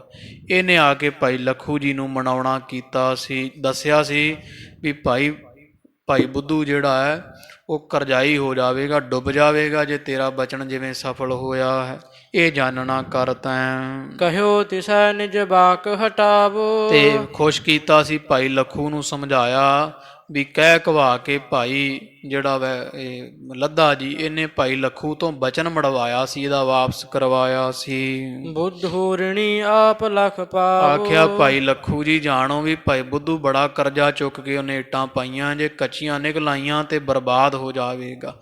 ਤੁਸੀਂ ਸਿੱਖ ਹੋ, ਤੁਹਾਨੂੰ ਸਿੱਖ ਦੀ ਪੀੜਾ ਜਾਣਨੀ ਚਾਹੀਦੀ ਹੈ। ਪੱਕਾ ਹੈ ਪਚਾਵਾ ਬਰ ਕੋ ਦੀਜੈ। ਤੇ ਤੁਸੀਂ ਵਰਦਾਨ ਦਿਓ ਵੀ ਭਾਈ ਜਿਹੜਾ ਬੁੱਧੂ ਹੈ ਦਾ ਆਵਾ ਪੱਕਾ ਨਿਕਲੇਗਾ। ਕਿਰਪਾ ਕਰਹੁ ਗੁਰ ਸਿੱਖ ਜਾਨੀਜੈ। ਇਹ ਭਾਈ ਲੱਖੂ ਜੀ ਕਿਰਪਾ ਕਰਕੇ ਭਾਈ ਬੁੱਧੂ ਦੀ ਗਲਤੀ ਮਾਫ ਕਰੋ ਤੇ ਇਹਨੂੰ ਗੁਰੂ ਅਰਜਨ ਦੇਵ ਮਹਾਰਾਜ ਦਾ ਸਿੱਖ ਜਾਣ ਕੇ ਬਖਸ਼ ਦਿਓ ਜੀ। ਸੁਣ ਲੱਧੇ ਕੇ ਬਚ ਉਪਕਾਰੀ। ਭਾਈ ਲੱਖੂ ਜੀ ਨੇ ਭਾਈ ਲੱਦਾ ਪਰਉਪਕਾਰੀ ਦੇ ਬਚਨ ਸੁਣ ਕਰਕੇ ਸਿੱਖ ਲੱਖੂ ਲਖ ਰਿਣ ਦੁਖ ਭਾਰੀ। ਤੇ ਭਾਈ ਲੱਖੂ ਜੀ ਨੇ ਉਸ ਸਿੱਖ ਭਾਈ ਬੁੱਧੂ ਨੂੰ ਬੜਾ ਦੁਖੀ ਤੇ ਭਾਰੀ ਕਰਜਾਈ ਜਾਣ ਕਰਕੇ ਕਹਿਓ ਵਾਕ ਸੋ ਪਲਟਹਿ ਨਾਹੀ। ਆਖਿਆ ਸੀ ਵੀ ਜਿਹੜਾ ਮੇਰਾ ਵਾਕ ਹੈ, ਮੈਂ ਵੀ ਗੁਰੂ ਅਰਜਨ ਦੇਵ ਪਾਤਸ਼ਾਹ ਦਾ ਸਿੱਖ ਹਾਂ, ਮੇਰਾ ਕਿਹਾ ਹੋਇਆ ਬਚਨ ਪਲਟੇਗਾ ਨਹੀਂ। ਪਿੱਲੀ ਈਂਟ ਤਾਹੇ ਵਿਕ ਜਾਹੀ। ਪਰ ਜਿਹੜੀ ਪਿੱਲੀ ਇੱਟ ਆ ਤਾਂ ਵੀ ਜਿਵੇਂ ਪਿੱਲੀਆਂ ਵੀ ਹੋਣਗੀਆਂ ਤੇ ਤਾਂ ਵੀ ਵਿਕ ਜਾਣਗੀਆਂ। ਜਿਮ ਪਾਕੀ ਤੇ ਧਨ ਕੋ ਪਾਵੈ। ਭਾਈ ਬੁੱਧੂ ਨੂੰ ਧਨ ਇਉਂ ਮਿਲੇਗਾ ਜਿਵੇਂ ਪੱਕੀਆਂ ਇੱਟਾਂ ਦਾ ਧਨ ਪ੍ਰਾਪਤ, ਵੀ ਪਿੱਲੀਆਂ ਇੱਟਾਂ ਵੀ ਇਹਦੀਆਂ ਪੱਕੇ ਦੇ ਭਾਅ ਵਿਕ ਜਾਣਗੀਆਂ। ਤਥਾ ਬਿਕਹਿ ਰਿਣ ਸਭ ਉਤਰਾਵੈ। ਤੇ ਸਾਰਾ ਕਰਜ਼ਾ ਭਾਈ ਲੱਖੂ ਬੁੱਧੂ ਦਾ ਉਤਰ ਜਾਵੇਗਾ। ਲਵਪੁਰ ਮਹਿ ਲੱਧਾ ਇਸ ਭਾਂਤ। ਇੱਥੇ ਕਵੀ ਦੀਆਂ ਭਾਵੇਂ ਐ ਲਿਖਿਆ, ਪਰ ਕਵੀ ਜੀ ਖੁਦ ਹੀ ਪਿਛਲੇ ਜਿਹੜੇ ਵੇ ਪ੍ਰਸੰਗਾਂ ਦੇ ਵਿੱਚ ਦੂਸਰੀ ਰਾਸ ਦੇ 48 ਅੰਸੂ ਵਿੱਚ ਜਿਹੜਾ ਲਿਖ ਕੇ ਆਪ ਹੀ ਆਏ ਕਵੀ ਜੀ ਵੀ, ਉਹ ਗੁਰੂ ਅਰਜਨ ਦੇਵ ਮਹਾਰਾਜ ਨੇ ਆਖਿਆ ਸੀ ਵੀ ਕੋਈ ਨਹੀਂ ਭਾਈ ਬੁੱਧੂ ਜੇ ਇੱਟਾਂ ਕੱਚੀਆਂ ਵੀ ਨਿਕਲਾਈਆਂ ਪੱਕੀਆਂ ਦੇ ਭਾਅ ਵਿਕਣਗੀਆਂ। ਲਾਹੌਰ ਦੇ ਕਿਲ੍ਹੇ ਦੀ ਕੰਧ ਡਿੱਗ ਪਈ ਸੀ ਤੇ ਦੁਸ਼ਮਣ ਦਾ ਹਮਲਾ ਹੋਣ ਦੇ ਡਰ ਤੋਂ ਪਿੱਲੀਆਂ ਇੱਟਾਂ ਦੀ ਫਿਰ ਕੰਧ ਕੱਢਣੀ ਪਈ ਸੀ, ਹੋਰ ਕਿਤੇ ਇੱਟ ਨਹੀਂ ਸੀ ਨਿਕਲੀ ਤੇ ਪੱਕੇ ਦੇ ਭਾਅ ਭਾਈ ਬੁੱਧੂ ਦੇ ਇੱਟਾਂ ਵਿਕੀਆਂ ਸਨ। ਤੋ ਇਹੋ ਸੱਚੇ ਪਾਤਸ਼ਾਹ ਮਹਾਰਾਜ ਨੇ ਜਾਣਨਾ ਵੀ ਬਚਨ ਜਿਹੜਾ ਭਾਈ ਲੱਖੂ ਦਾ ਟਾਲਿਆ, ਕਿਉਂਕਿ ਗੁਰੂ 'ਚ ਪੂਰੀ ਸਮਰਥਾ ਹੈ। ਪਰ ਉਪਕਾਰ ਕਰਹਿ ਬਖਿਆਤ। ਇਹ ਭਾਈ ਲੱਦਾ ਜੀ ਲੈ ਰਹਿਣ ਵਾਲੇ ਲਾਹੌਰ ਦੇ ਤੇ ਅਕਸਰ ਹੀ ਪਰਉਪਕਾਰ ਬਹੁਤ ਕਰਦੇ, ਜਿਵੇਂ ਇਹਨਾਂ ਭਾਈ ਸੱਤਾ ਬਲਵੰਡ ਜੀ ਤੇ ਵੀ ਪਰਉਪਕਾਰ ਕੀਤਾ ਸੀ। ਆਪ ਗਧੇ ਤੇ ਚੜ੍ਹ ਬੈਠੇ ਸੀ ਮਹਾਰਾਜ ਨਾਲ ਮੇਲ ਕਰਾਉਣ ਵਾਸਤੇ। ਲੱਖੂ ਰਹਿ ਪਟੋਲੀ ਤਾਹੇ। ਤੇ ਜਿਹੜਾ ਭਾਈ ਲੱਖੂ ਹੈ ਨਾ, ਇਹ ਪਟੋਲੀ ਨਾਮ ਦੇ ਬਾਜ਼ਾਰ ਵਿੱਚ ਲਾਹੌਰ ਰਹਿੰਦਾ ਸੀ, ਜਿੱਥੇ ਕੋ ਰੇਸ਼ਮ ਦੇ ਕੱਪੜੇ ਦਾ ਕਾਰੋਬਾਰ ਹੁੰਦਾ ਸੀ। ਇਸ ਲਈ ਭਾਈ ਲੱਖੂ ਨੂੰ ਪਟੋਲੀ ਲੱਖੂ ਵੀ ਕਿਹਾ ਜਾਂਦਾ ਸੀਗਾ। ਗੁਰੂ ਧਿਆਨ ਨਿਸ ਦਿਨ ਮਨ ਮਾਹੇ। ਤੇ ਹੈ ਤਾਂ ਸਾਧ ਸੰਗਤ ਜੀ ਬੜਾ ਵੱਡਾ ਡਾਕੂ ਚੋਰ ਲਟੇਰਾ ਸੀ ਭਾਈ ਲੱਖੂ, ਮਾਰਾਂ ਧੜਾਂ ਬਹੁਤ ਕਰਦਾ ਸੀ। ਪਰ ਜਿਵੇਂ ਗੁਰੂ ਅਰਜਨ ਦੇਵ ਮਹਾਰਾਜ ਦੀ ਉਹ ਸੰਗਤ ਵਿੱਚ ਆਇਆ, ਫਿਰ ਜਿਵੇਂ ਪਾਰਸ ਨਾਲ ਸ਼ੋਅ ਕਰਕੇ ਜਿਹੜਾ ਮਨੂਰ ਜਿਹੜਾ ਗਲਿਆ ਸੜਿਆ ਲੋਹਾ ਵੀ ਸੋਨਾ ਬਣ ਜਾਂਦਾ, ਇਹ ਵੀ ਬੜਾ ਫਿਰ ਸਾਧੂ ਬਣਿਆ ਸੀ। ਜਪਜੀ ਸਾਹਿਬ ਦਾ ਬਹੁਤ ਅਭਿਆਸੀ ਸੀ ਤੇ ਪ੍ਰਸ਼ਾਦਾ ਉਸ ਘਰੋਂ ਛਕਦਾ ਸੀ ਜਿਹੜਾ ਇਹਨੂੰ ਜਪਜੀ ਸਾਹਿਬ ਦੀ ਬਾਣੀ ਸੁਣਾਵੇ। ਹੋਰ ਕਿਸੇ ਮਾਈ ਦੇ ਜਾਂ ਕਿਸੇ ਗੁਰਮੁਖ ਦੇ ਹੱਥੋਂ ਵੀ ਪ੍ਰਸ਼ਾਦਾ ਨਹੀਂ ਸੀ ਛਕਦਾ, ਉਹ ਤੋਂ ਛਕਦਾ ਸੀ ਜਿਹਨੂੰ ਜਪਜੀ ਸਾਹਿਬ ਕੰਠ ਹੁੰਦਾ ਸੀ। ਤੋ ਇਸ ਤਰ੍ਹਾਂ ਇਹਨੇ ਲਾਹੌਰ ਵਿੱਚ ਫਿਰ ਜਦੋਂ ਇਹਦੀ ਬੜੀ ਪ੍ਰਭਤਾ ਵਧੀ ਭਾਈ ਲੱਖੂ ਦੀ, ਵੀ ਇਹ ਮੂੰਹ ਚੋਂ ਜੋ ਬਚਨ ਕਰਦਾ, ਜਦੋਂ ਆਵਾ ਕੱਚਾ ਨਿਕਲਿਆ ਵੀ ਗੁਰੂ ਅਰਜਨ ਦੇਵ ਮਹਾਰਾਜ ਦਾ ਵੀ ਬਚਨ ਟਾਲ ਦਿੱਤਾ ਇਹਨੇ, ਤਾਂ ਚਾਹੇ ਮਹਾਰਾਜ ਨੇ ਆਪ ਲਾਜ ਰੱਖੀ ਇਹਦੇ ਬਚਨ ਦੀ। ਤੇ ਸੰਗਤਾਂ ਇਹਨੂੰ ਬੜਾ ਪ੍ਰੇਮ ਕਰਨ ਲੱਗੀਆਂ। ਤੇ ਉਦੋਂ ਫਿਰ ਇਹ ਕਹਿੰਦਾ ਸੀ ਵੀ ਮੈਂ ਉਹਦੇ ਜਦੋਂ ਸੰਗਤਾਂ ਪ੍ਰਸ਼ਾਦਾ ਕਰਦੇ ਆ ਵੀ ਭਾਈ ਲੱਖੂ ਜੀ ਅੱਜ ਸਾਡੇ ਘਰੋਂ ਪ੍ਰਸ਼ਾਦਾ ਛਕੋ, ਇਹ ਕਹਿੰਦਾ ਸੀ ਛਕਾਂਗਾ, ਪਹਿਲਾਂ ਜਪਜੀ ਸਾਹਿਬ ਕੰਠ ਕਰੋ। ਇਸ ਤਰ੍ਹਾਂ ਖਾਲਸਾ ਜੀ ਨੇ ਸਾਰੇ ਲਾਹੌਰ ਸ਼ਹਿਰ ਨੂੰ ਜਪਜੀ ਸਾਹਿਬ ਕੰਠ ਕਰਵਾ ਦਿੱਤਾ ਸੀ, ਕਹਿ ਕੇ ਵੀ ਮੈਂ ਤਾਂ ਪ੍ਰਸ਼ਾਦਾ ਛਕਣਾ ਭਾਈ। ਤੋ ਕਵੀ ਜੀ ਕਹਿੰਦੇ ਭਾਈ ਲੱਖੂ ਜੀ ਬਹੁਤ ਦਿਨ ਰਾਤ ਗੁਰੂ ਅਰਜਨ ਦੇਵ ਮਹਾਰਾਜ ਦਾ ਧਿਆਨ ਧਰਨ ਵਾਲਾ ਸਿੱਖ ਹੈ। ਇੱਕ ਤੀਰਥ ਅਰ ਮੂਲਾ ਬੇਰੀ। ਇੱਕ ਭਾਈ ਲੱਖੂ, ਇੱਕ ਭਾਈ ਤੀਰਥਾ ਜੀ, ਇੱਕ ਭਾਈ ਮੂਲਾ ਨਾਮ ਦਾ ਸਿੱਖ ਹੈ। ਸਿੱਖ ਮੁਕੰਦਾ ਮਿਲ ਤਿਸ ਬੇਰੀ। ਇੱਕ ਭਾਈ ਮੁਕੰਦਾ ਨਾਮ ਦਾ ਸਿੱਖ ਮਿਲ ਕਰਕੇ ਉਸ ਸਮੇਂ। ਚੌਥ ਨਿਹਾਲੂ ਜੋ ਸੁਨਿਆਰਾ। ਤੇ ਚੌਥਾ ਇੱਕ ਸਿੱਖ ਭਾਈ ਨਿਹਾਲੂ ਹੈ, ਇਹ ਸੁਨਿਆਰਾ ਜਾਤ ਵਿੱਚੋਂ ਹੈ। ਮਿਲ ਆਏ ਗੁਰ ਕੇ ਦਰਬਾਰਾ। ਧੰਨ ਗੁਰੂ ਅਰਜਨ ਦੇਵ ਪਾਤਸ਼ਾਹ ਦੇ ਘਰ ਮਿਲ ਕੇ ਆਏ ਹਨ। ਕਰ ਬੰਧਨ ਕੋ ਬੈਠੇ ਪਾਸ। ਇਹ ਚਾਰੇ ਜਾਣੇ ਮਹਾਰਾਜ ਨੂੰ ਮੱਥਾ ਟੇਕ ਕੇ ਪਾਸ ਬੈਠ ਗਏ ਆ। ਹਾਥ ਜੋੜ ਕੀਨੀ ਅਰਦਾਸ। ਦੋਵੇਂ ਹੱਥ ਬੰਨ ਕੇ ਹਜ਼ੂਰ ਨੂੰ ਬੇਨਤੀ ਕੀਤੀ ਹੈ। ਸਿੱਖ ਆਪ ਕੇ ਅਨੇਕ ਪ੍ਰਕਾਰੇ। ਵੀ ਪਾਤਸ਼ਾਹ ਤੁਹਾਡੇ ਸਿੱਖ ਤਾਂ ਬੜੇ ਤਰ੍ਹਾਂ ਦੇ ਹਨ, ਬੜੇ ਬੜੇ ਬਿਰਤੀ ਵਾਲੇ, ਕੋਈ ਵੀ ਬੜੇ ਹੀ ਬਿਰਤੀਆਂ ਵਾਲੇ ਸੁਭਾਅ ਵਾਲੇ ਤੁਹਾਡੇ ਸਿੱਖ ਹਨ। ਸ਼ਬਦ ਕੀਰਤਨ ਕਥਾ ਉਚਾਰੇ। ਵੀ ਕੋਈ ਸ਼ਬਦ ਦਾ ਕੀਰਤਨ ਕਰਦਾ ਹੈ, ਕੋਈ ਸ਼ਬਦ ਦੀ ਕਥਾ ਕਰਨ ਵਾਲਾ ਹੈ। ਇਕ ਤੇ ਸੁਣਤ ਸੋ ਮਨ ਦਰਵ ਜਾਵੈ। ਵੀ ਮਹਾਰਾਜ ਤੁਹਾਡੇ ਘਰ ਵਿੱਚ ਕੀਰਤਨੀਏ ਵੀ ਬੜੇ ਤੇ ਕਥਾਵਾਚਕ ਵੀ ਬੜੇ। ਪਰ ਮਹਾਰਾਜ ਜਦ ਕਈ ਕੀਰਤਨ ਕਰਦੇ ਆ, ਕੀਰਤਨੀਏ ਸਿੱਖ ਜਾਂ ਕੋਈ ਕਈ ਗੁਰਮੁਖ ਪਿਆਰੇ ਜਦੋਂ ਕਥਾ ਕਰਦੇ ਜਾਂ ਕੀਰਤਨ ਕਰਦੇ ਆ, ਕਈ ਇਹੋ ਜਿਹੇ ਸਿੱਖ ਹੁੰਦੇ ਆ ਜਿਨ੍ਹਾਂ ਤੋਂ ਸੁਣ ਕੇ ਜੀ ਕਰਦਾ ਹੁਣੇ ਹੀ ਸਭ ਕੁਝ ਛੱਡ ਦਈਏ। ਵੀ ਇੰਨਾ ਆਨੰਦ ਆਉਂਦਾ, ਉਹਨਾਂ ਦੀ ਕਥਾ ਦਾ ਮਨ ਤੇ ਇੰਨਾ ਪ੍ਰਭਾਵ ਪੈਂਦਾ ਹੈ। ਇਕ ਕੋ ਕਹਿਓ ਸਮੀਪ ਨ ਜਾਵੈ। ਤੇ ਇੱਕ ਮਹਾਰਾਜ ਕਈ ਇਹੋ ਜਿਹੇ ਜਦੋਂ ਕਥਾ ਕਰਦੇ ਆ ਤੇ ਉਹਨਾਂ ਦੀ ਕਥਾ ਮਨ ਦੇ ਲਾਗੇ ਤਾਗੇ ਵੀ ਨਹੀਂ ਜਾਂਦੀ।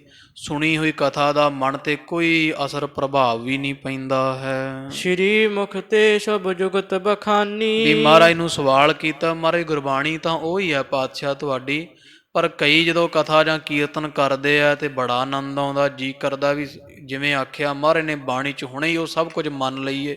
ਬੜੇ ਜਿਹੜੇ ਵਾ ਪਾਪੀ ਤੋਂ ਪਾਪੀ ਵੀ ਭੈੜੀ ਮੱਤ ਛੱਡ ਜਾਂਦੇ ਆ।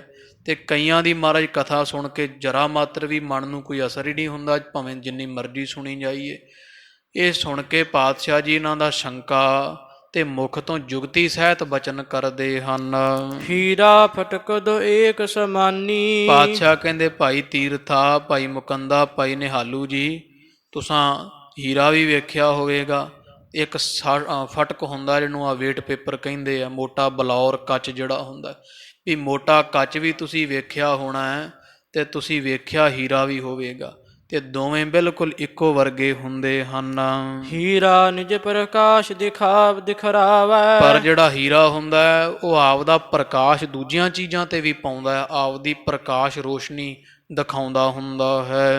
ਸਰਬ ਰੰਗ ਕੇ ਉਪਰ ਛਾਵੈ। ਤੇ ਚਾਹੇ ਕੋਈ ਲਾਲ ਪੀਲਾ ਜਿਹੜੀ ਮਰਜ਼ੀ ਵਸਤੂ ਹੋਵੇ, ਹੀਰੇ ਦਾ ਪ੍ਰਕਾਸ਼ ਸਾਰੀਆਂ ਵਸਤੂਆਂ ਤੇ ਪੈਂਦਾ ਤੇ ਜਿਹੜੀ ਵਸਤੂ ਤੇ ਪੈਂਦਾ ਉਸੇ ਦਾ ਰੰਗ ਆਪਦੇ ਵਰਗਾ ਕਰ ਲੈਂਦਾ ਹੈ। ਫਟਕ ਪ੍ਰਕਾਸ਼ ਪਰਹਿ ਨਹਿ ਕਾਹੂ। ਪਰ ਕਦੇ ਸ਼ੀਸ਼ੇ ਦਾ ਪ੍ਰਕਾਸ਼ ਪਏ ਦਾ ਵੀ ਵੇਖਿਆ ਤੁਸੀਂ ਪੈਂਦਾ, ਕਦੇ ਨਹੀਂ ਪੈਂਦਾ ਹੈ। ਅੰਤਰ ਇਤੋ ਦਹਨ ਕੇ ਮਾਹੂ। ਇਹਨਾਂ ਦੋਹਾਂ ਵਿੱਚ ਜਿਵੇਂ ਸ਼ੀਸ਼ੇ ਵਿੱਚ ਤੇ ਹੀਰੇ ਵਿੱਚ ਫਰਕ ਹੁੰਦਾ ਹੈ। ਤਿਮ ਗੁਰਮੁਖ ਕੀ ਕਰੋ ਪਛਾਨ। ਇਸ ਤਰ੍ਹਾਂ ਗੁਰਮੁਖ ਦੀ ਪਛਾਣ ਕਰਨੀ ਚਾਹੀਦੀ ਹੈ ਜੋ ਤੁਸੀਂ ਸ਼ੰਕਾ ਕੀਤਾ ਹੈ। ਜਿਸ ਸੰਗਤ ਮਹਿ ਕਰਹਿ ਬਖਾਨ। ਵੀ ਜਿਹੜਾ ਸੰਗਤ ਵਿੱਚ ਕਦੋਂ ਕੋਈ ਕਥਾ ਕਰਦਾ ਹੈ, ਕੋਈ ਕੀਰਤਨ ਕਰਦਾ ਹੈ, ਤਿਨ ਕੋ ਤੇਜ ਸਭਿਨ ਪਰਛਾਵੈ। ਜਿਹੜੇ ਤਾਂ ਹੀਰੇ ਵਰਗੇ ਸਿੱਖ ਹੁੰਦੇ ਹੈ ਤੋ ਉਹਨਾਂ ਦਾ ਪ੍ਰਕਾਸ਼ ਜਿਹੜਾ ਪ੍ਰਭਾਵ ਹੈ ਨਾ ਕੀਤੀ ਹੋਈ ਕਥਾ ਦਾ, ਕੀਰਤਨ ਦਾ, ਉਹ ਸਾਰੀ ਸੰਗਤ ਤੇ ਸਰੋਤਿਆਂ ਤੇ ਹੂਬਹੂ ਪੈਂਦਾ ਹੈ। ਕਿਉਂਕਿ ਸਦਾ ਸੁ ਸੱਚ ਕਮਾਵੈ। ਉਹਦਾ ਕਾਰਨ ਪਾਤਸ਼ਾਹ ਕਹਿੰਦੇ ਆ ਭਾਈ, ਕਿਉਂਕਿ ਉਹਨਾਂ ਦੇ ਮਨ ਵਿੱਚ ਵੀ ਸੱਚ ਹੁੰਦਾ। ਉਹੀ ਸੱਚ ਜਦੋਂ ਮੂੰਹ ਤੋਂ ਨਿਕਲਦਾ, ਜਿਵੇਂ ਹੀਰੇ ਦੇ ਅੰਦਰਲਾ ਪ੍ਰਕਾਸ਼ ਹੀ ਬਾਹਰ ਦੂਜੀਆਂ ਵਸਤਾਂ ਤੇ ਪੈਂਦਾ ਹੈ। ਸਦਾ ਜਿਹੜੇ ਸੱਚ ਕਮਾਉਂਦੇ ਆ ਉਹਨਾਂ ਦੀ ਗੱਲ ਦਾ ਪ੍ਰਤਾਪ ਵੀ ਹੁੰਦਾ ਹੈ। ਜੇ ਨਰ ਹਉਰੇ ਅਰ ਕੁਰਿਆਰੇ। ਬਾਕੀ ਜਿਹੜੇ ਕੋਈ ਹੌਲੇ ਹੁੰਦੇ ਆ, ਕਹਿਣੀ ਤੇ ਕਥਨੀ ਦੇ ਹੋਰ ਹੁੰਦੇ ਆ, ਤੇ ਲੁਕ ਕੇ ਪਾਪ ਕਮਾਉਣ ਵਾਲੇ ਝੂਠੇ ਹੁੰਦੇ ਹਨ। ਸੋ ਕੁਸੰਗ ਮਹਿ ਬਣਹਿ ਉਦਾਰੇ। ਉਹ ਖੋਟੀ ਸੰਗਤ ਵਿੱਚ, ਪਾਪੀਆਂ ਵਿੱਚ ਤਾਂ ਜ਼ਰੂਰ ਬੜੇ ਮਹਾਨ ਵਿਦਵਾਨ ਤੇ ਬੜੇ ਮਹਾਂਪੁਰਖ ਬਣ ਸਕਦੇ ਹਨ। ਸ਼ੁਭ ਨਰ ਪਰ ਤਿਹ ਛਾਏ ਨ ਤੇਜ। ਪਰ ਬਾਣੀ ਪੜਨ ਵਾਲਾ ਕੋਈ ਹੋਵੇ, ਉਹਨਾਂ ਦੀ ਕਥਾ ਸੁਣ ਕੇ ਬਾਣੀ ਪੜਨ ਵਾਲੇ ਦੇ ਮਨ ਤੇ ਕੋਈ ਬਹੁਤਾ ਅਸਰ ਨਹੀਂ ਪੈਂਦਾ, ਕਿਉਂਕਿ ਉਹ ਬਾਣੀ ਜਿਹੜਾ ਚਾਹੇ ਥੋੜੀ ਵੀ ਪੜਦਾ ਹੈ, ਇਸ ਕਥਾ ਕਰਨ ਵਾਲੇ ਤੋਂ 1000 ਦਰਜੇ ਚੰਗਾ ਜਿਹੜਾ ਇਹ ਸਮਝਾਉਣ ਵਾਲਾ ਤੇ ਅੰਦਰ ਪਾਪ ਕਮਾਉਂਦਾ ਬਹਿ ਕੇ, ਉਹਦੇ ਨਾਲ ਇੱਕ ਸੰਗਤ ਵਿੱਚ ਬੈਠਾ ਹੋਇਆ ਸਿੱਖ 1000 ਦਰਜੇ ਚੰਗਾ ਜਿਹੜਾ ਬਾਣੀ ਪੜ੍ਹਦਾ। ਤੋ ਪਾਤਸ਼ਾਹ ਕਹਿੰਦੇ ਮਨਮੁਖਾਂ ਤੇ ਜਾਂ ਜੇ ਕੋਈ ਬਾਹਲੇ ਗਰਕੇ ਹੋਏ ਆ ਪਾਪੀ, ਉਹਨਾਂ ਤੇ ਤਾਂ ਮਾੜਾ ਮੋਟਾ ਇਹਦਾ ਅਸਰ ਪੈ ਜਾਂਦਾ, ਪਰ ਕਿਸੇ ਗੁਰਮੁਖ ਪਿਆਰੇ ਤੇ ਦੀ ਕਥਾ ਦਾ ਕੋਈ ਅਸਰ ਨਹੀਂ ਹੁੰਦਾ ਹੈ। ਸਤ ਸੰਗਤ ਕੋ ਜਿਨ੍ਹਾਂ ਮਜੇਜ। ਕਿਉਂਕਿ ਜਿਹੜੀ ਸਤ ਸੰਗਤ ਹੈ, ਸਤ ਸੰਗਤ ਵਿੱਚ ਇਹਦੇ ਮਨ 'ਚ ਹੰਕਾਰ ਹੁੰਦਾ ਵੀ ਮੈਂ ਬੜੀ ਸੰਗਤ ਕਰਨ ਵਾਲਾ ਤੇ ਬਹੁਤ ਸੁੰਦਰ ਸ਼੍ਰੇਸ਼ਟ ਗਿਆਨੀ ਬਕਤਾ ਹਾਂ।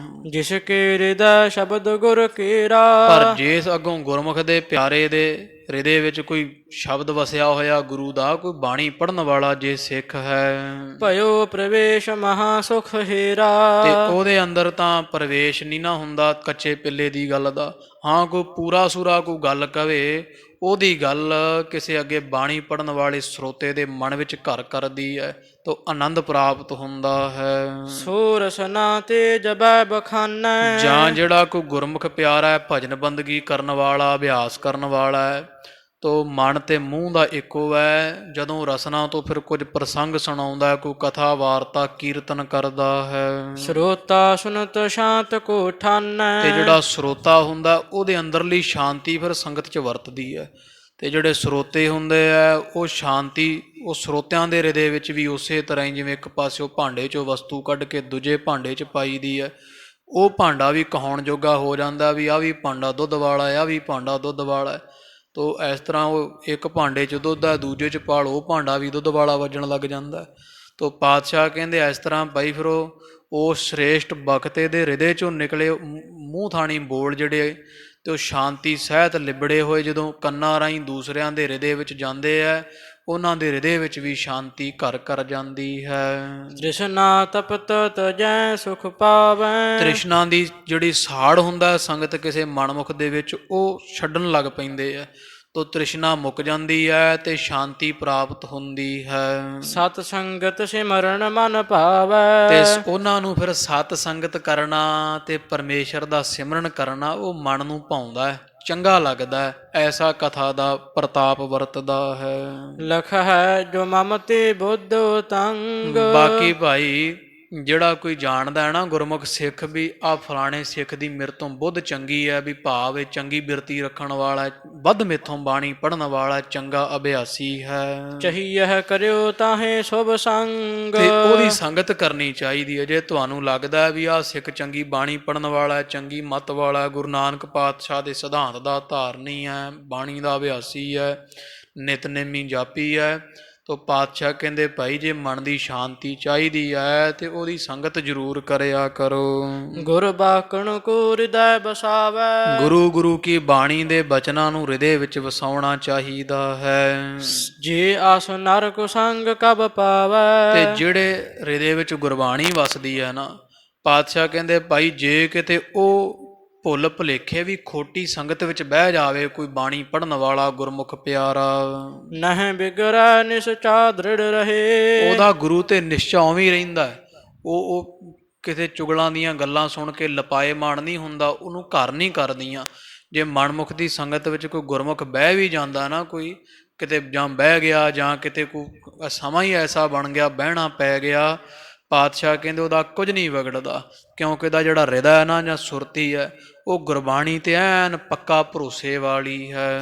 ਜਥਾ ਅਚਲ ਇੱਕ ਥਲ ਥਿਰ ਰਹੇ। ਤੋ ਗਰੀਬ ਨਵਾਜ ਕਹਿੰਦੇ ਉਹਦੀ ਬਿਰਤੀ ਐ ਹੁੰਦੀ ਜਿਵੇਂ ਪਹਾੜ ਸਦਾ ਟਿਕਿਆ ਰਹਿੰਦਾ ਇੱਕ ਆਪਣੀ ਜਗ੍ਹਾ ਉੱਪਰ।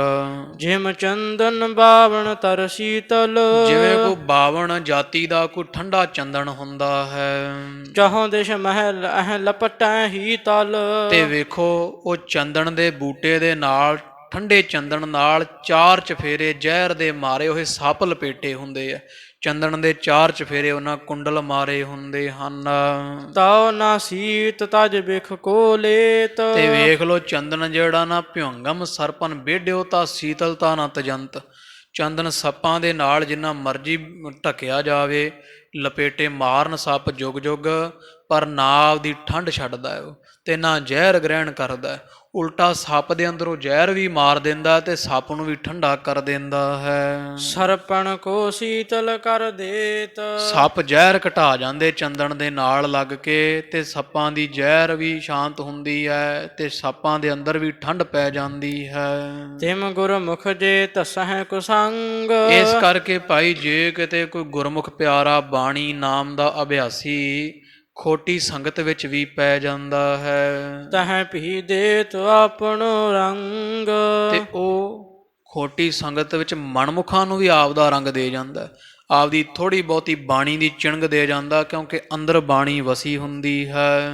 ਜਿਨ ਕੇ ਅਵਗੁਣ ਆਪ ਨਾ ਕਰੈ। ਉਹਨਾਂ ਦੇ ਔਗਣ ਨਹੀਂ ਗ੍ਰਹਿਣ ਕਰਦਾ, ਆਪ ਨਹੀਂ, ਇਹ ਨਹੀਂ ਵੀ ਜੋ ਉਹਨਾਂ ਦੇ ਵਿੱਚ ਬੈਠਾ ਤੇ ਉਹਨਾਂ ਵਾਂਗ ਕਰਨ ਲੱਗ ਪੈਂਦਾ।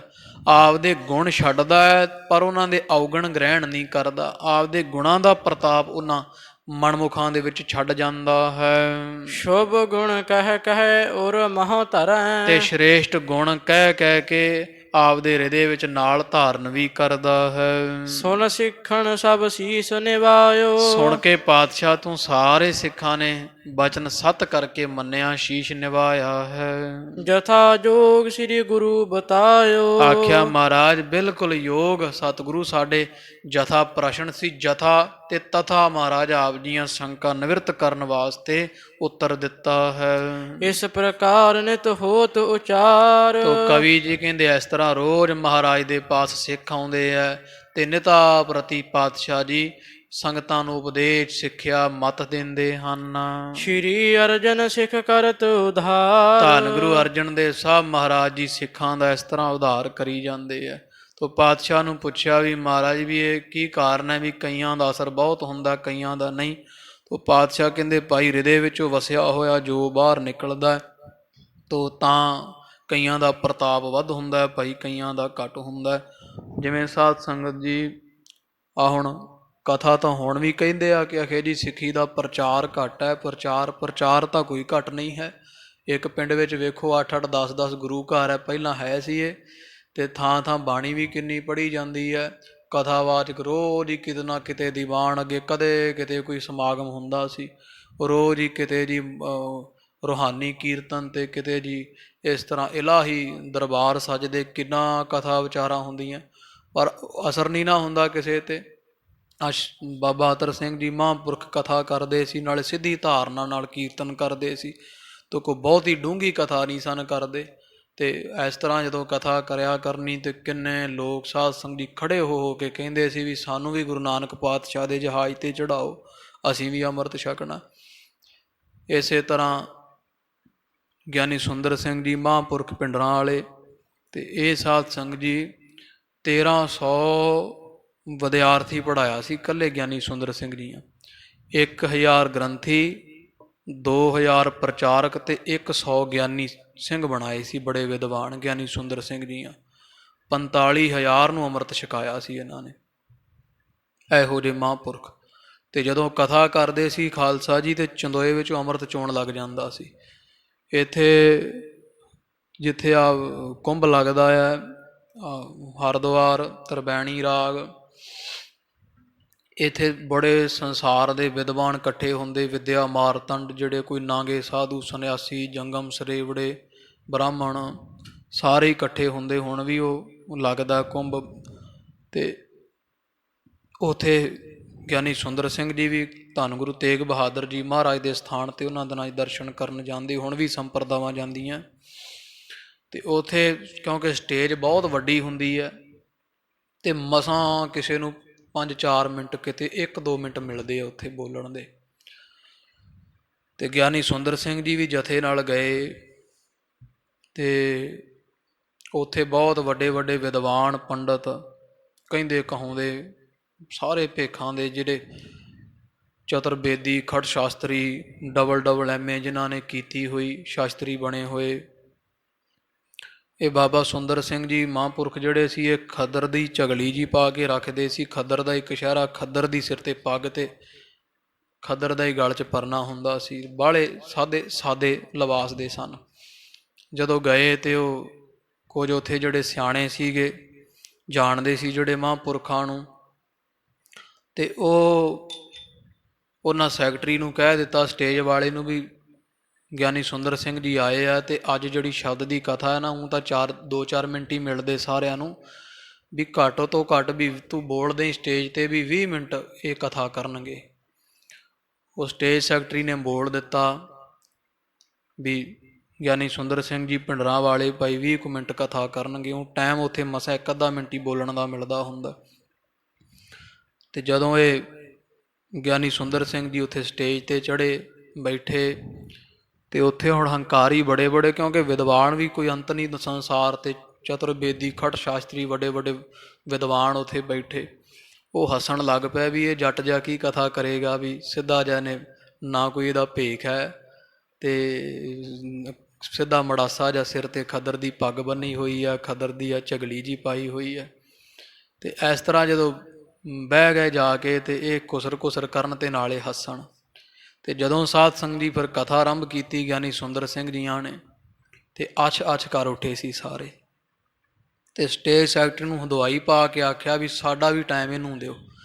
ਫਿਰ ਸਾਧ ਸੰਗਤ ਜੀ ਸਵਾ ਘੰਟਾ ਗਿਆਨੀ ਸੁੰਦਰ ਸਿੰਘ ਦੀਆਂ ਕਥਾ ਕੀਤੀ ਉੱਥੇ। ਤੇ ਜਿਹੜੇ ਉੱਥੇ ਲੰਗੋਟਾਂ ਵਾਲੇ ਸਾਧ ਸੀ ਨਾ, ਜਿਹੜੇ ਕਹਿੰਦੇ ਵੀ ਲੰਗੋਟ ਹੀ ਸਭ ਤੋਂ ਪਰਮੇਸ਼ਰ ਨੂੰ ਮਨਾਉਣ ਵਾਸਤੇ ਸਰਲ ਅਤੇ ਸਿੱਧਾ ਤਰੀਕਾ, ਜਾਂ ਇਹੀ ਭੇਖ ਸਭ ਤੋਂ ਸ਼੍ਰੇਸ਼ਟ ਹੈ, ਉਹ ਹਿੰਦੂ ਸਨਾਤਨੀ ਮਤ ਦੇ ਜਾਂ ਜੈਨ ਮਤ ਵਾਲੇ ਲੰਗੋਟਾ ਵਾਲੇ ਸਾਧਾਂ ਵੀ ਫਿਰ ਅੰਮ੍ਰਿਤ ਛਕਿਆ ਸੀ ਉੱਥੇ। ਵੀ ਪ੍ਰਚਾਰ ਤਾਂ ਬਹੁਤ ਹੁੰਦਾ ਹੁਣ, ਪਰ ਗੱਲ ਇਹ ਹੈ ਵੀ ਉਹ ਕਰਨੀ ਕਹਿਣੀ ਦੇ ਪੂਰੇ ਸਨ, ਅਭਿਆਸੀ ਸੀ ਨਾਮ ਬਾਣੀ ਦੇ। ਜਿਹੜੀ ਗੱਲ ਸਾਧ ਸੰਗਤ ਜੀ ਕਹਿੰਦੇ ਸੀ ਮੁੱਖੋ ਪ੍ਰਤਾਪ, ਕਿਉਂਕਿ ਗੱਲ ਵਿੱਚ ਵੀ ਪ੍ਰਤਾਪ ਹੈ। ਜਿਨ ਮਨ ਹੋਰ ਮੁਖ ਹੋਰ ਸੇ ਕਾਂਢੇ ਕੱਚਿਆ।